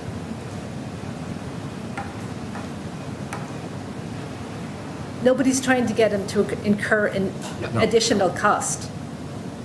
This, we literally got the elevation changes 3 hours ago. Nobody, we didn't even understand it until right now, what changes he was proposing. And we have not yet heard from the engineer to confirm that, yes, this will work as originally designed. We're simply moving it up and it'll all be fine. Right. So just a statement from the new engineer saying that this raise in elevation does not affect, The in his design in any opinion, other the way. design, any other features of the design. Just that, even if it's an email, like Lucy said, that's fine. If we were, It is a significant change. if we were to close an issue tonight and the engineer comes back and says, well, actually, we have to make some sort of a significant change, then you would have to open the hearing all over again and start from scratch. And I don't want you to do that. Okay? Okay. Okay. All right. Can I have a motion to continue this hearing until the meeting of June 11th? All in favor? 500. Sorry about that, and I know you're not happy, but, Thank you all. yep. Okay. No, I don't know what his issue is. I mean, we're just asking for a piece of paper. Yeah. Because he's had a lot of delays, Yeah. that's why. And I understand that. And he's had frustrations apparently with his existing engineer, et cetera. Yeah, he has. Okay, next up on our agenda is notice of intent, continued public hearing for 2 Wall Street from Cross Point Associates to demolish an existing building, construct a new commercial building. May I just interrupt? Maybe I missed it. Did we vote on the continuances? Yes. Oh, I'm sorry. We So just sorry voted that, about that. 500 to continue. No. Oh, The 85 I'm sorry. Wilmington, Thank you. 85 Wilmington Road and 7A Street. Thank you for reminding me of that. Should have done that at the beginning of the meeting. Just for the record, there are 2 items that are being continued tonight, will not be heard. The first is the notice of intent for 84 Wilmington Road. That is being continued, and that's going to continue to, what, 2 meetings from June now? 25th, yep. June 25th. And then the notice of intent for 7A Street for material storage and crushed stone parking areas. That is being continued until June 11th. Do we need motions? Can I have a motion to continue 85 Wilmington Road until June 25th? So moved. Second. All in favor? That's 500. And could I have a motion to approve continuing the 7A Street public hearing until June 11th? So moved. All in favor? That's 500. Okay. That's All right. why the chair, no, I did watch the last meeting, so if I'm voting. You did or did not? I did watch the last. You did, meeting, okay, yeah. so you are Yeah. eligible to vote then here. Okay. All right, so now, we're back to 2 Wall Street. Sorry about that. No worries. Late. So Doug Dillon, wetland scientist with Goddard Consulting, and I'm here with Joey. Joey Fonseca with Bowler as well. So last time we spoke, we had, our discussion sort of focused on kind of the constraints of the lot and, the rationale of that and, influencing certain designs. So in order to satisfy that question, I've gone ahead and made a graphic here. And I just want to make sure you can still hear me. There's the audience or whoever's viewing the line. So I put together this GIS graphic here that just very plainly overlays just how tight of a property this is. So we mentioned at various points zoning. So we have here, the red is the business general zoning district. And the purple is the innovation or industrial district. So we're proposing a building up to the line of that zoning district, which is property split up. So it is not allowed to place a restaurant of any type in the industrial district. I've put an excerpt of the zoning table on this as well. So you can see no restaurants, no. The BG, special permit, special permit. Yeah. So you're literally not allowed to put a restaurant any further than that on the property. In addition to that, I outlined the concrete retaining wall, which bounds the property to the southwest. It's a pretty substantial retaining wall. We discussed it a couple of times, but the work that would be required to refigure that is an undertaking on its own. On top of all of that, there are a number of underground drainage easements, which are these green hashed marks intersecting the property sort of like a candy cane. So there's one up the back of it, you lose about 10 feet there, and then one diagonal going across the property from Concord to Wall. So just this property is very, very, very tightly confined by a number of factors, in addition to the resource areas which are located, of course, in the channel. So I know it's very information dense, but I just wanted to very, very kind of compactly and just bluntly convey just everything going on. So as far as influencing the actual design, this is already a custom, smaller Chick-fil-A. Okay. And usually a good chunk bigger than this. This is already the custom design. This is the reduced design. And in order to service that, where the drive-through is required, it's already going to be quite tight to the retaining wall. So this is the parking, the gray, light gray here. This is the box up for the proposed, and then the orange is the existing building that is standing right now. Just showing that we're largely in the footprint of that, just pushed up to the maximum of where it is allowed for zoning. So it's not possible to move the restaurant here and refigure the drive-through. It's just not per zoning. Okay. So you're not proposing any design changes, and this is justifying why? Yes. Okay. This essentially is the alternative, like the custom design. So the normative design, prototypical design just would not work with the constraints, which I'll let Joey get more detail into. Yeah, I can expand a little bit on that. Thanks, Doug, for that summary. So the prototypical Chick-fil-A restaurant footprint is typically 5,200 square feet. This one's been reduced down to 4,800, again, just due to the constraints of the site. We were in for a variance for a dimensional setback for the canopy in the drive-through. That hearing was earlier this month. We've since withdrawn that application from that hearing. We just weren't feeling that approval for that dimensional variance was going to be granted. And we Could you explain that again? We withdrew that application. What are you talking about? This is for the canopy that was within the building setback. The canopy. Where is that on this? So let me. Actually, I'll show it. This is the prior. That was the canopy on the drive-through, right? Yes. Correct. It's more of Yeah. a zone. So if you recall, this dark shaded area, this is the meal delivery canopy on the side of the building. This yellow line represents the building setback here. there was an encroachment into the building setback, and this is what we were in for a zoning variance application for a dimensional relief of proposing a 6.3 feet to the property line. Since that hearing, there was a continuance, we went back, we were discussing it a little bit further. The board did have some questions regarding, can we even further reduce the building size to get that canopy outside? We're sort of at the limit of how small of a footprint Chick-fil-A is comfortable with maintaining on this property. Any seats less than what's being proposed here just wouldn't be a successful operation for this restaurant. So we've already taken out about 400 square feet. We're losing about 30 seats interior, or up to 30 seats interior here.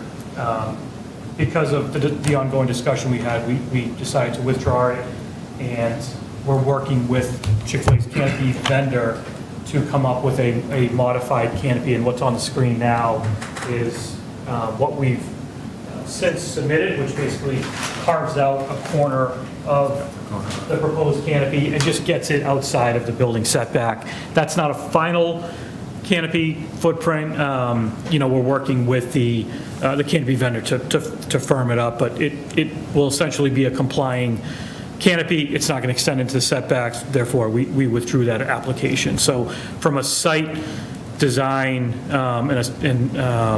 for like tracking revisions, really the only change from what was previously reviewed to the set that we currently have today is the reduction in the canopy, removing it outside the setback, and then I'll get to it from the drainage standpoint, but adding a jellyfish phosphorus unit to the drainage system on site. So that just to get everyone up to speed, on our process, and we've since filed with the planning board as well for site plan and special permit approval. So and we're currently under review with that.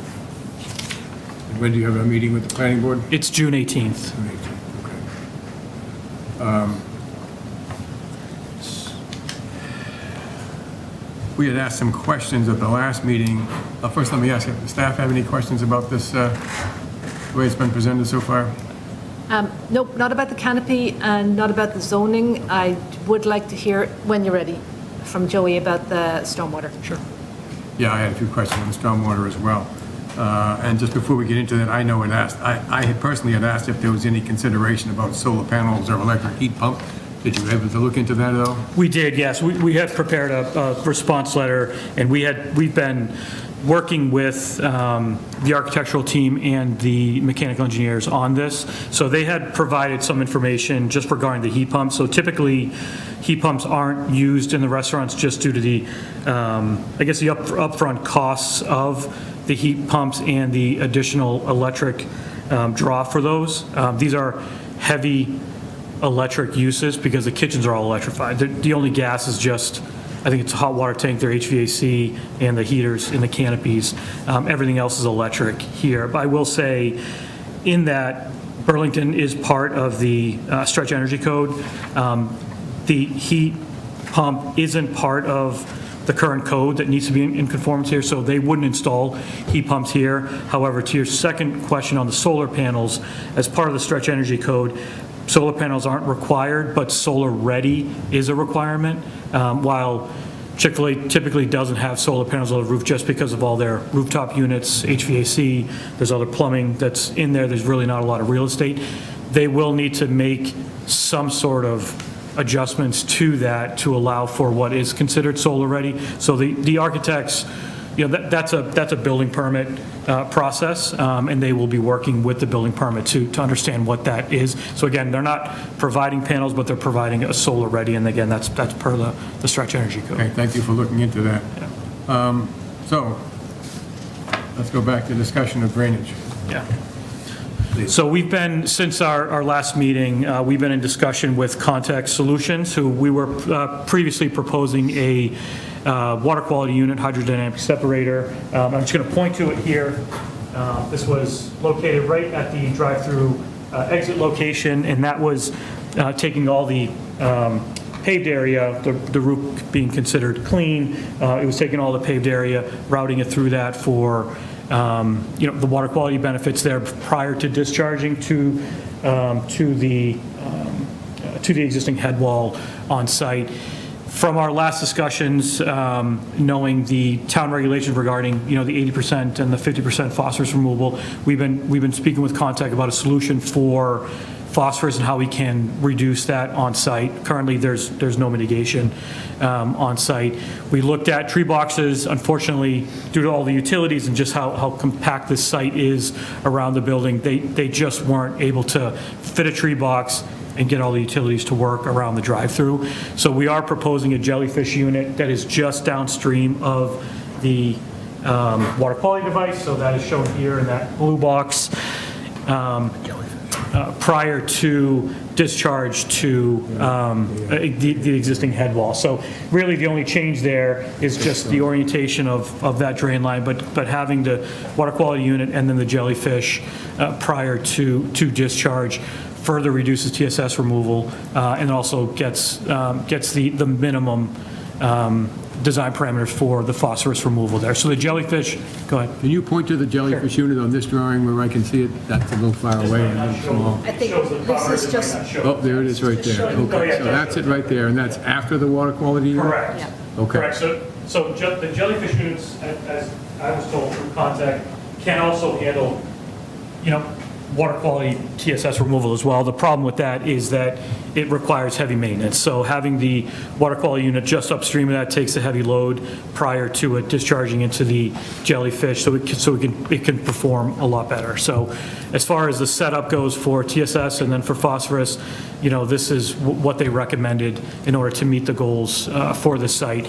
We shared them our design data, drainage report, HydroCAD files along with our CAD files, so they were able to kind of size that with the 1-inch volume that's required here for a loophole and able to come up with a design. And those details in that design was shared in the report as well as in the revised plans. Could you explain what a jellyfish unit is, please? So the jellyfish unit, I don't know 100% the design of it, but they are cartridge units within a tank. So that the stormwater will enter, it'll pass through these cartridge filters prior to being released. So the treatment occurs within that tank.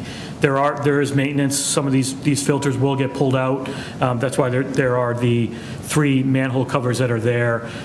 They will get pulled out. They will be maintained, whether it's rinsing or if they need to replace a unit. There is some maintenance there. And there is maintenance. Purpose is what? For phosphorus reduction. Phosphorus. So in your experience, would an owner enter into a contract for a service company to take care of this? Is that how it would work? Yes, yeah, with Contact, yeah. It would be handled just like the water quality unit would as well. Okay.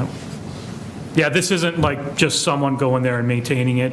It is a Contact maintenance agreement that would have to be in place to maintain those. Okay. Put my notes here, previous one.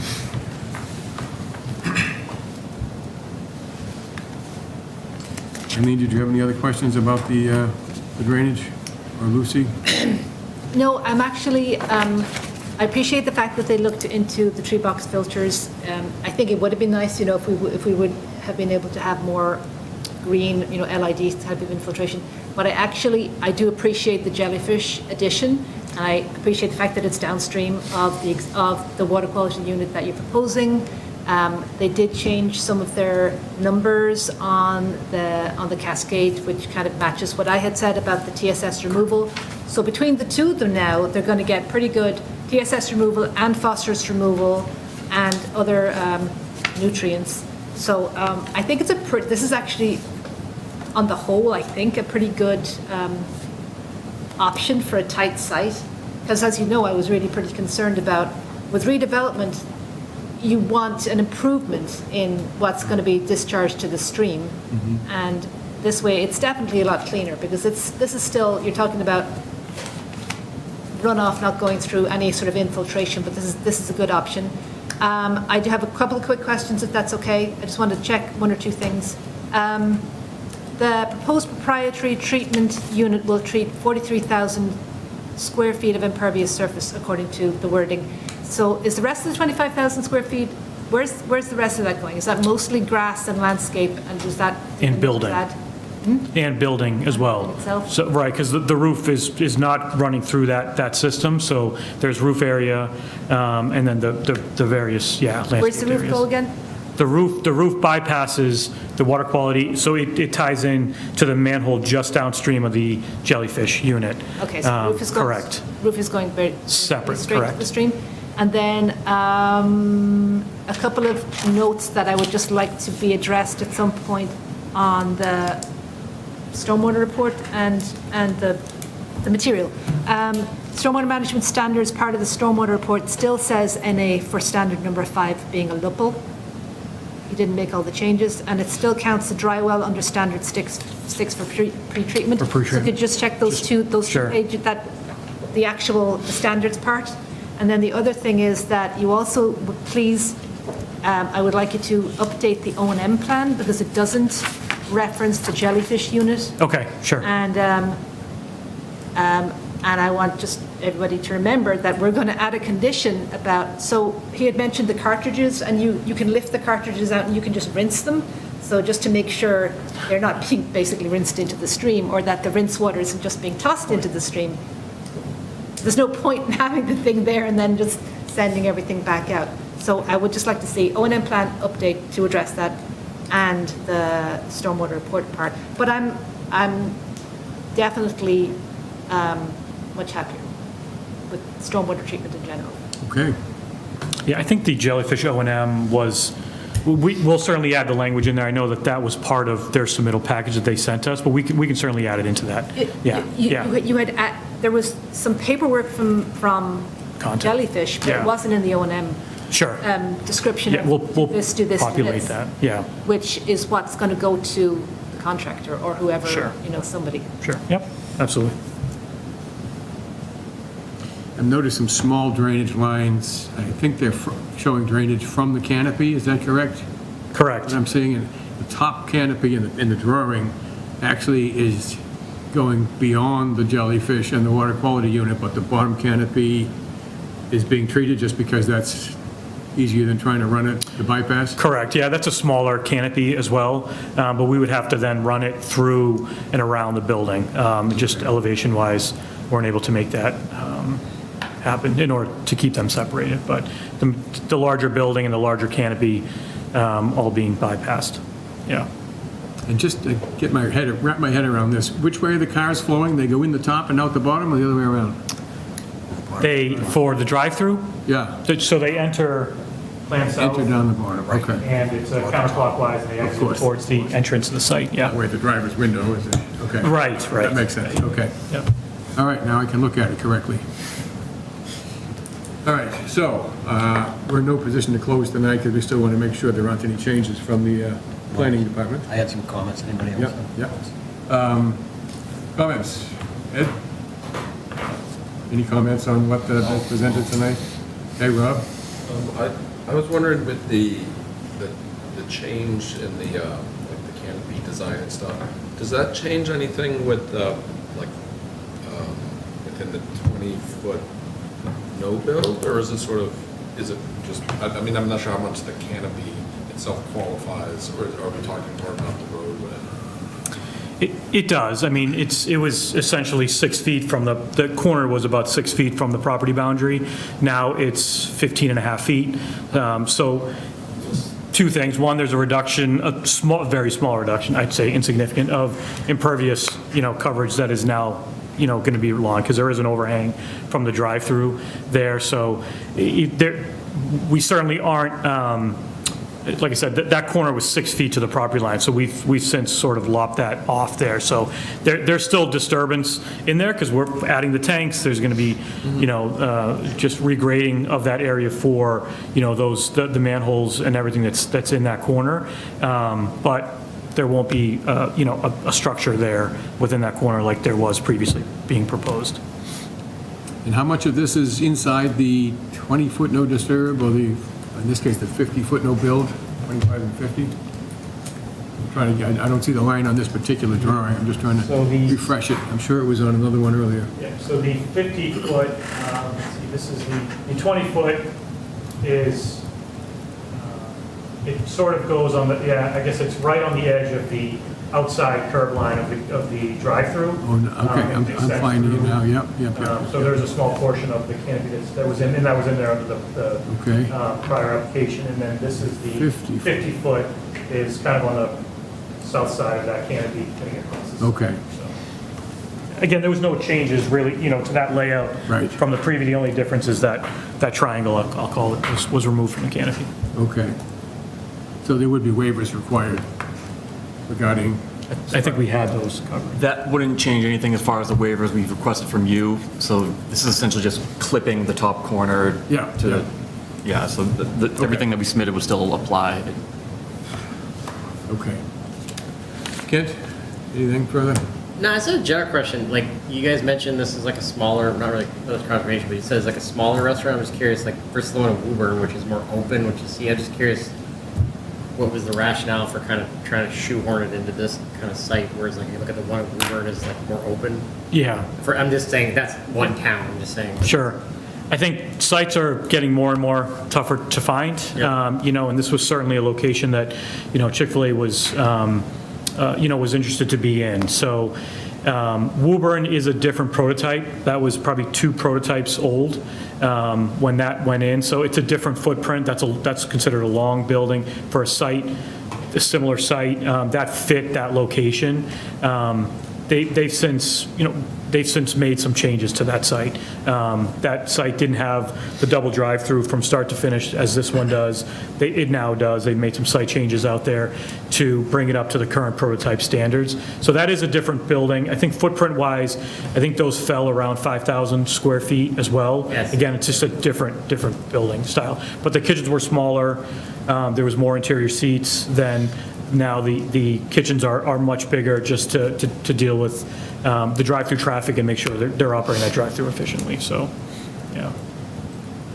Oh, thanks. I was just curious. Yeah. I've been on the one in Woburn, I was just curious. about Yeah. the difference. So, thanks. Yeah, Woburns just a little bit, I think, like I said, it's just a little bit older of a prototype, and that had a lot of parking that they've since removed and increased the drive-through on. Thank you. Okay, Larry.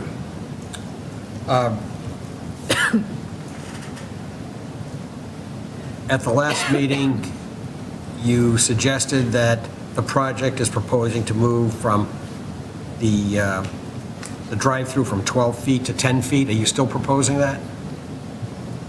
Is that, or am I confused? Yeah, I don't think we, I don't recall that. You were, in other words, the regulation requires you to go, if it's a redevelopment site, no further, encroaching no further than the existing build. And my understanding was that you were proposing a waiver in order to do that. oh, yes, yeah, and that has been submitted. So you are still asking for the waiver? Yes, yes. Could you specifically say what you're asking for then from the commission? Refresh the commission's memory. Yes, yeah, I can actually pull that exact letter up and I can read it verbatim for you.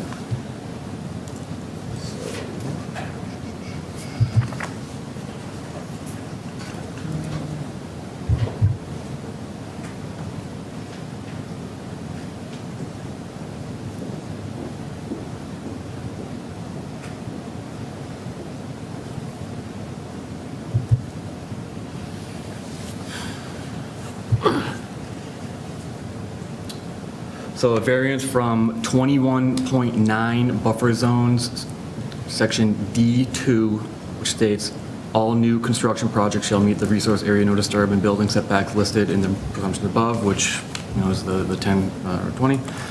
And for that, we are requesting a variance to include the sort of top clip of the outer drive-through exit lane. My understanding was that the actual drive-through, the actual concrete and granite or whatever, was encroaching further than the way it is now. Is that true? Yes. Yeah, it's right now, it's a And how wall. much more are you requesting?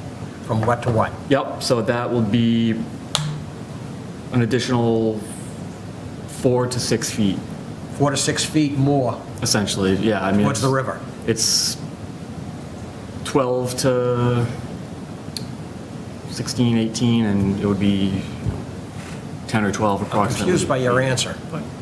I'm I'm not sure I understand what you're saying. Does the deck involve in that? Like, we're removing the deck? In other words, at the last meeting, we talked about you need a waiver from the commission. I'm Yes. trying to get the specifics on what that waiver is and what it's for.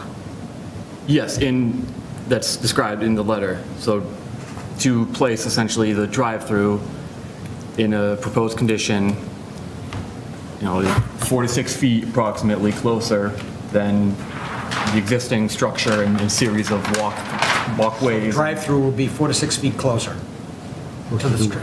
To what? Closer, you To mean? what? Inside the 20-foot? You're talking about it's being 4 to 6 feet inside the 20-foot? Yes, we're requesting a waiver to place a structure within that no disturb, right? Because it's a I'm redevelopment. speaking with respect to the riverfront Yes. regulations, though. I'm not talking about the 20-foot no disturb. Okay. There are no disturb boundaries in the riverfront regulations. I understand that. What I'm asking is that, and Eileen, please correct me if I'm wrong.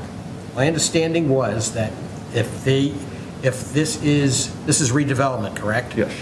And that the standard for redevelopment is that it can be no closer than without a waiver. And if there is going to be a waiver, I wanted to know how much closer it is, just to refresh the commission, because it's kind of cloudy what you're saying, to me anyway. And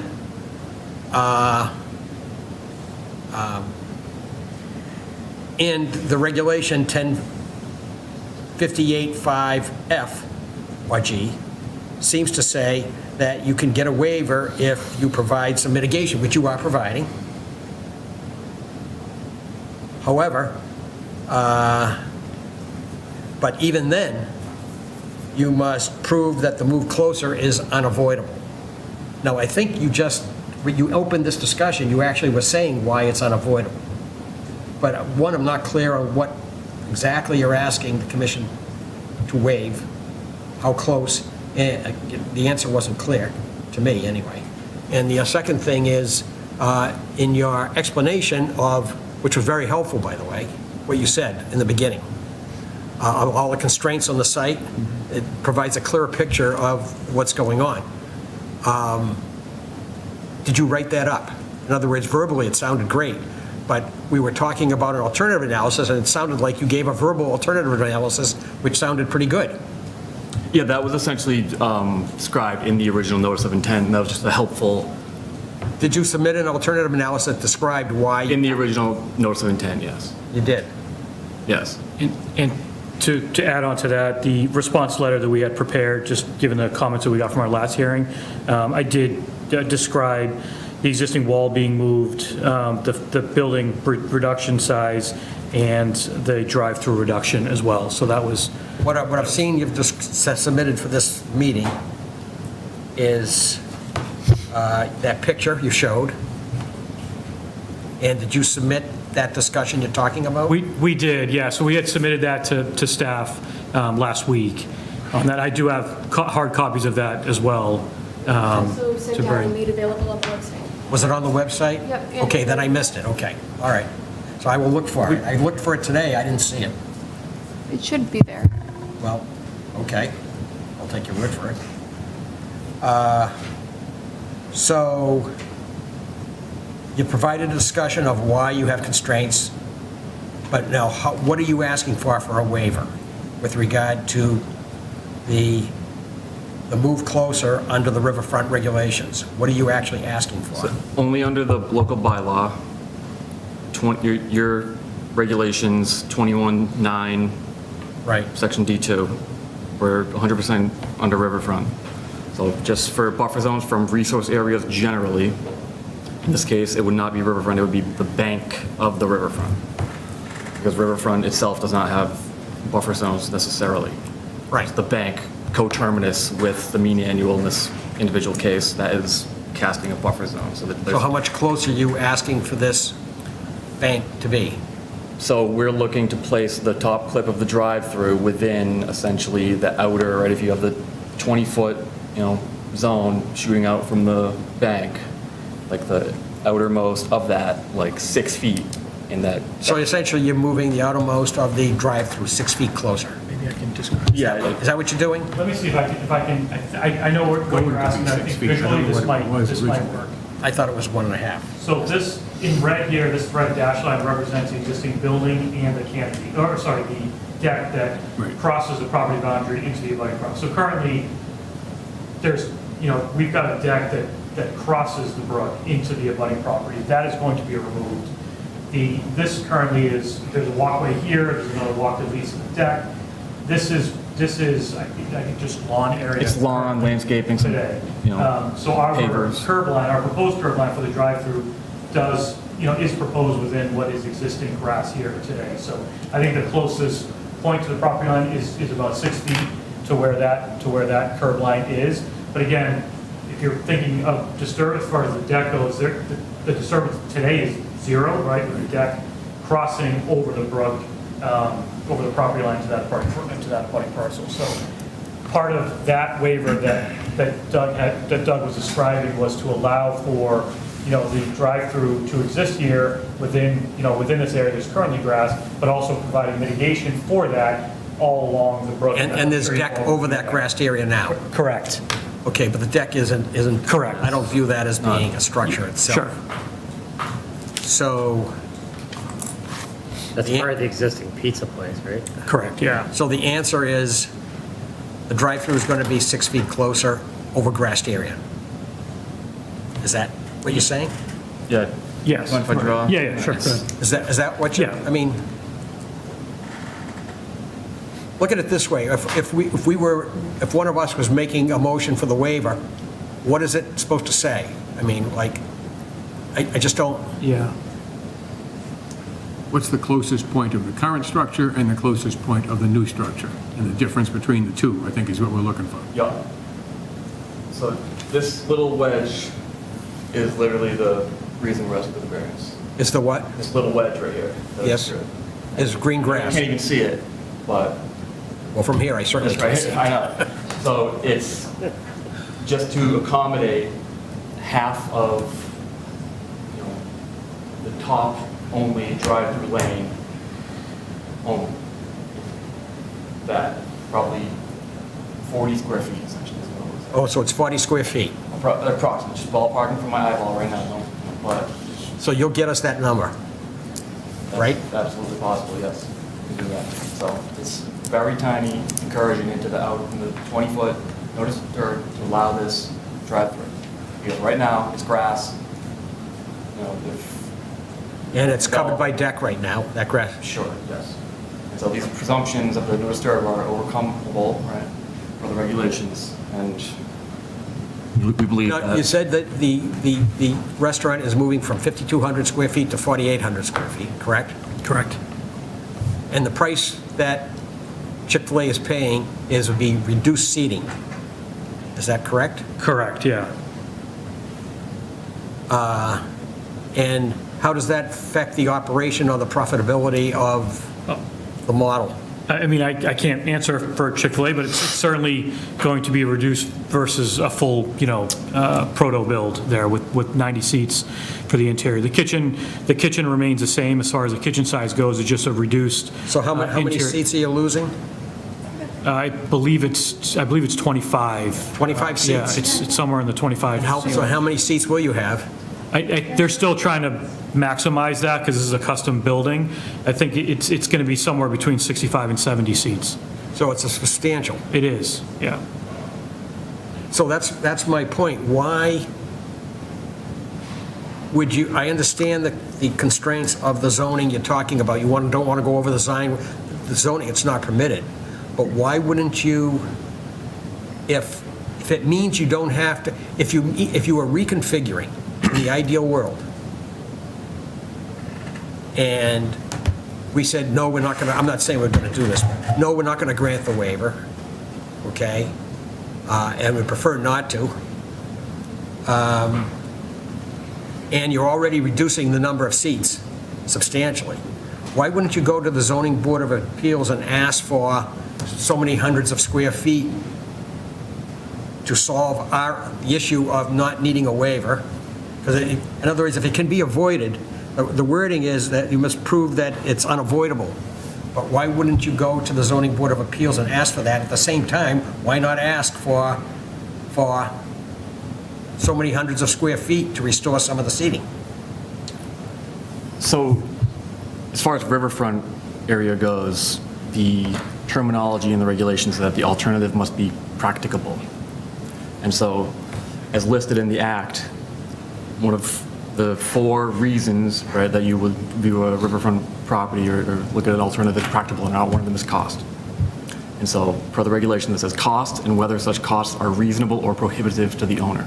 Right. Owner means the, entity, which yada, yada, yada.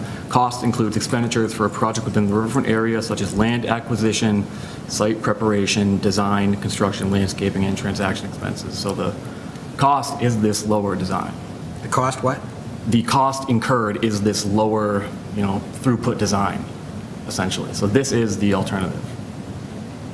So anything less than this escapes the I'm not definition. suggesting less than this, but why don't you go to the zoning board of appeals and ask for a waiver to go a little bit into the other zone, is what I'm saying. They could waive it. Into innovation, are you saying to go into the innovation? Yes. Well, that from what because we had initial discussions with the planning staff about potentially having the building in a different location on the site, understanding that it's innovation. It's restricted from, restaurant use is restricted in the innovation district. Right. That would be spot zoning, and what we were interpreting is they wouldn't recommend us to be spot zoning this area. It was, the zoning was approved when this area was subdivided for a reason, as they wanted the restaurants and even the building north of us in that plaza to be within that business general district, and that's why it was zoned, that's why it's split zoned currently on our parcel. So essentially we're given this, and that's what we're moving forward with. We weren't, I guess to They give you an put it frank. indication, it wouldn't likely be approved. Correct. Going to the zoning board of The appeals. recommendation, correct, the recommendation we received was keep the building within the business general, and not encroach into the innovation. And in Riverfront, it also specifically states an alternative site is not practicable if special legislation or changes to municipal zoning would be required to achieve the proposed use or project purpose. Okay. All right. We don't need to discuss zoning any further. No. All right, is there any other issues here? We're not able to close tonight until we hear further from planning board and stuff like that. So we'll be continuing this, if you want to continue it for, when is your planning board meeting? 6/18 is our hearing. 6/18, so you want to do it to the 25th meeting then, which would be the first one after that, June 25? That should work, absolutely. Okay. Can I have a motion to continue this hearing until our commission meeting on June 25th? So moved. Second. All in favor? 500. Thank you, that was informative. Thank you. You put a lot of work in, I appreciate it. Thank you, everybody. Answered some questions for us. Great. Thank you. Okay. Next item up on the agenda is item number 10, violation at 8 Nelson Road. Why did you bother getting up? Yes, yeah. So that one too? Wait a second, what do we have? He's the guy. Oh, I'm sorry, right. So you're at 8 Nelson Road too? Yes, sir. Okay. Welcome back. Long time no see. So. It's been a while since we've seen them. Yes. Oh, sorry, did I copy that? No, it's still going. Okay, so just to be formal. Yep. Introduce yourself again and off we go. Douglas Dillon, wetland scientist with Goddard Consulting, representing the property owner and eventual applicant, Andrew Burns.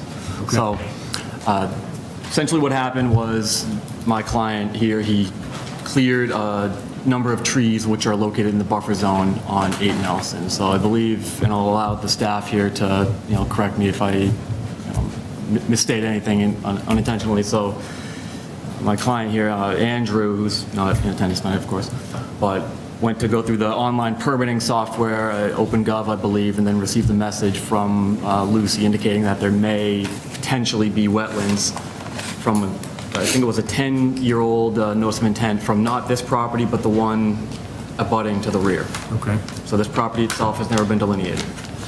So he's like, uh-oh, I get a call, you know, are there wetlands here? I already cut some trees. I say, all right, I'll take a look. I go, and I have to tell him yes. So it is a genuine case of honest mistake because these are not, it's not a very obvious wetland. It's an upland-looking shrub wetland.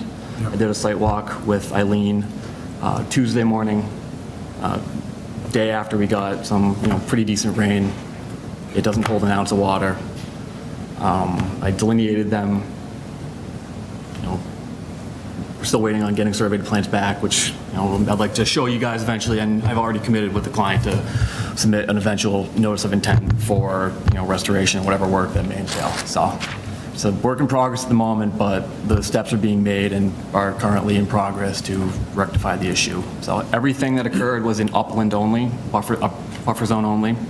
I'm waiting on survey back to determine exactly how far we're thinking. Everything was out of 20, 30-ish feet.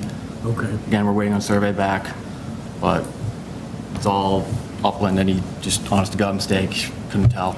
It's really the type of wetland that requires an expert to determine if it is a wetland or not. Okay, thank you. So, Eileen or Lucy, you have comments on this one? This is me, right? Yep. Yes, the timeline was pretty much as Doug explained. I did go out there. I saw what he meant about it's not super obvious. It's not like it was, a big wet depression with lots of skunk cabbage. I know that neighbors in the area know that it's a historically wet area, so they're aware that there's wetland there. People who've lived in the area, I think it used to be a lot wetter in the past. he purchased it recently too, I'll add. So I accept that it was probably not a deliberate move, but the fact is they did take down quite a lot of trees. Do you have a number? Approximately? A dozen. A dozen of substantial size, being 12 inches or more, 18 inches or more, and perhaps another half dozen smaller. So right. So a good few trees, some of which were very, very large. This one here in the front, that's either at the edge of the buffer, possibly outside, was clearly damaged in the center. So the question in front of us is, or a question that we should consider is that, so Doug is suggesting that they submit a notice of intent for the restoration, and therefore I had suggested to him that that notice of intent should cover any other work that's going to happen at the property, definitely all the work within the buffer zone, but since it's going to have to be a stormwater permit anyway, just go ahead and give the commissioners just some information about that. But since it's a violation, you could, go ahead and issue a formal enforcement order if you prefer. So the question is friendly enforcement and accept a notice of intent, or do an enforcement order. Since this is I'm not saying just trees in the buffer zone, but since it's trees in the buffer zone, which is theoretically a permittable project, a notice of intent is reasonable under the circumstances, I think. Okay. I think I agree with that they have just one action, which would be the notice of intent to include the cutting in the proximity to the wetland, et cetera, even if the house itself, when it's proposed, doesn't go back into that area. It would all be in one application. What does the board feel about that? Kent, you got any thoughts about that? I think Eileen's recommendation is good. What do we got on this side, Ed? Same. Rob? I think so that would mean that the restoration and whatnot would sort of go into the order of conditions. Yeah, if you're okay with that. Okay. I mean, just to remind you, last week we did have a violation that we made it at formal enforcement. It was pretty egregious and went right into the wetland in that case. So, it is up to you. But I think since they're planning to do a lot of work on the property anyway, it'll work. Yeah, we're committing to include a restoration component in the notice of intent, and, Okay. you know, Larry? I agree with your request. I think it should be, you're going to be doing work in the buffer zone, but that will be permitted. There's going to be restoration, you'll come up with a restoration plan. I would roll the whole thing into a notice of intent. It makes more sense. save trees, right? Yeah.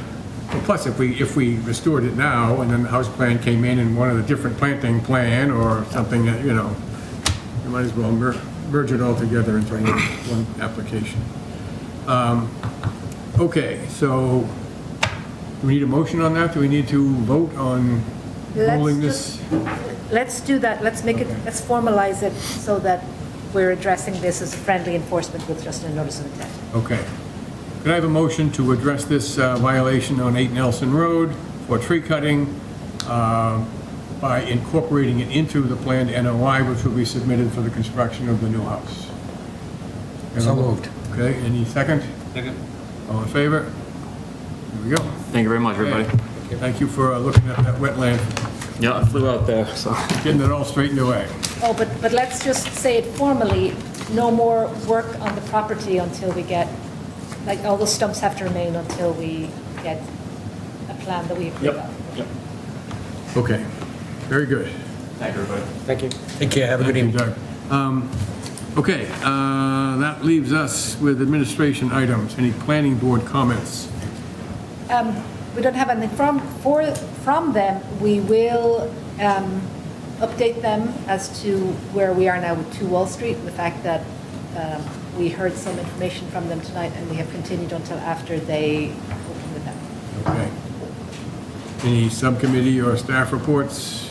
I have been working on compiling some bond information, which I was going to maybe talk about tonight, but given the hour, I'm going to compile it and send it out, and we can talk about it next time.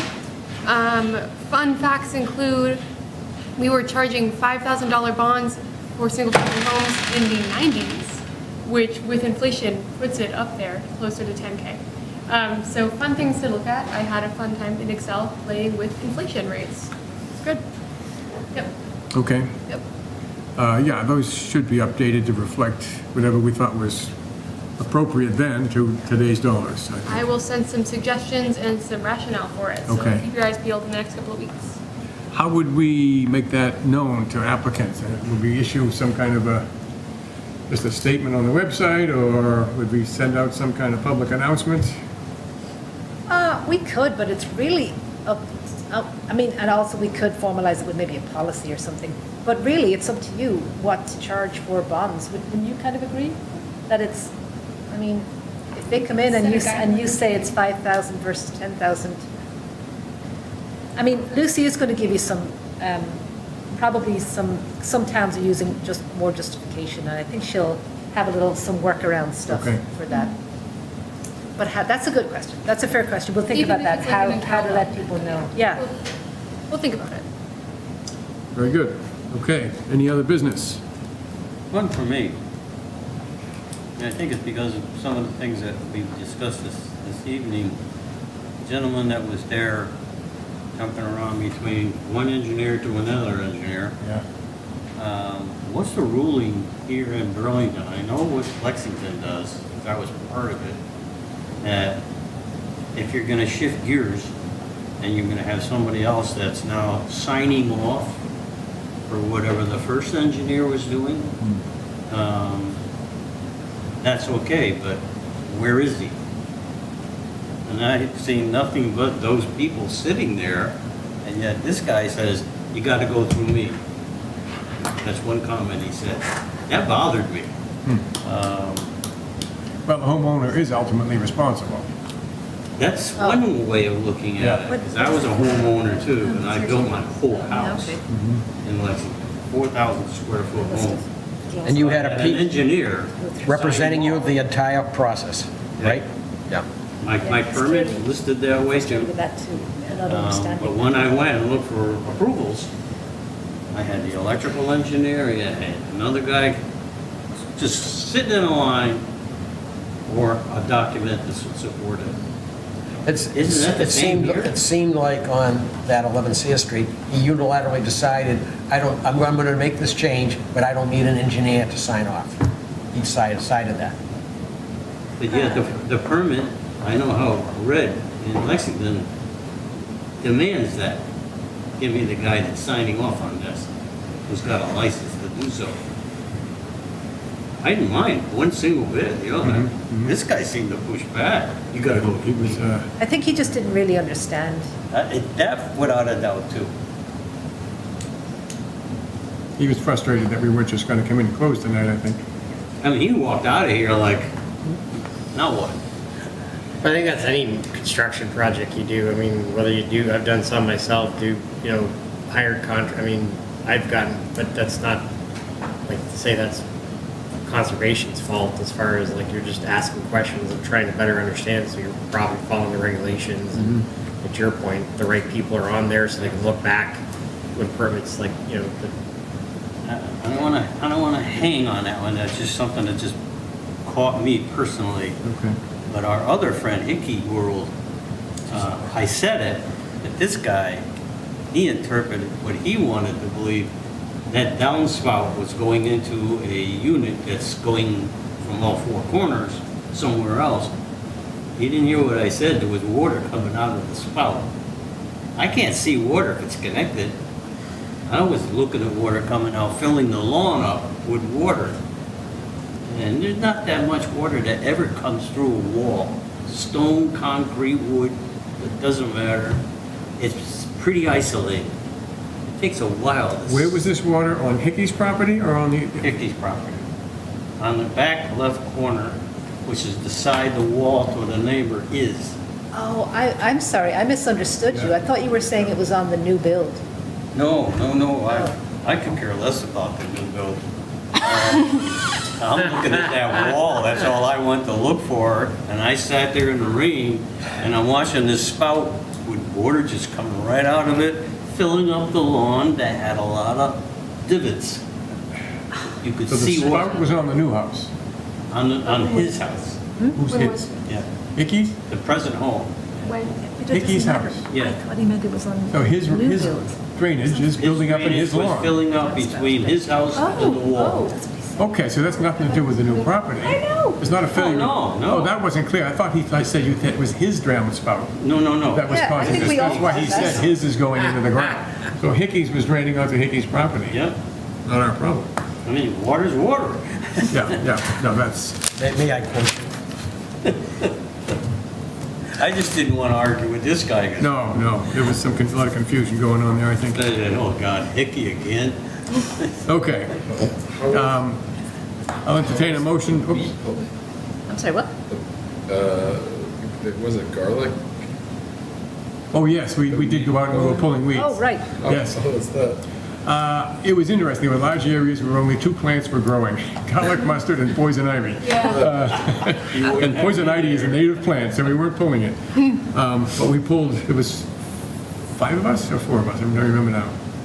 The 3 of us and 2, yeah, 5. 5. Yeah. Except I was gone That's half the right. time. 5 of us there, and we each had a giant lawn bag full of, 50 Oh gallon. my God, I moved your bag from one truck to the other. I could barely lift it. You got so much. it was heavy. Well, I could have given you another bag. I was sweating by the time that was done. And of course, we didn't make a dent in the overall population of garlic mustard. We did there. something. We did something, exactly. So it was fun. Well, the other one was Rob, not Rob, oh, damn. Oh my God, this is terrible. I know, we all know him. We all know. What are you We're just- talking about? The other person that Skipping came, it. besides the staff, was Oh my me God, this and is terrible. At town meeting. He'll be so mad now if He's in he town knows meeting, we yeah. forgot his name It's first. 9 Rick. PM. Roger Riggs. Oh my God, yes. Roger Riggs, yes, thank you. It's the end of the We're meeting. tired. So, yeah, he was there too. But that was good, it was a good project. Okay, anything else? I have a motion to adjourn. Second. Oh, Second. All in favor? Boom. There it goes.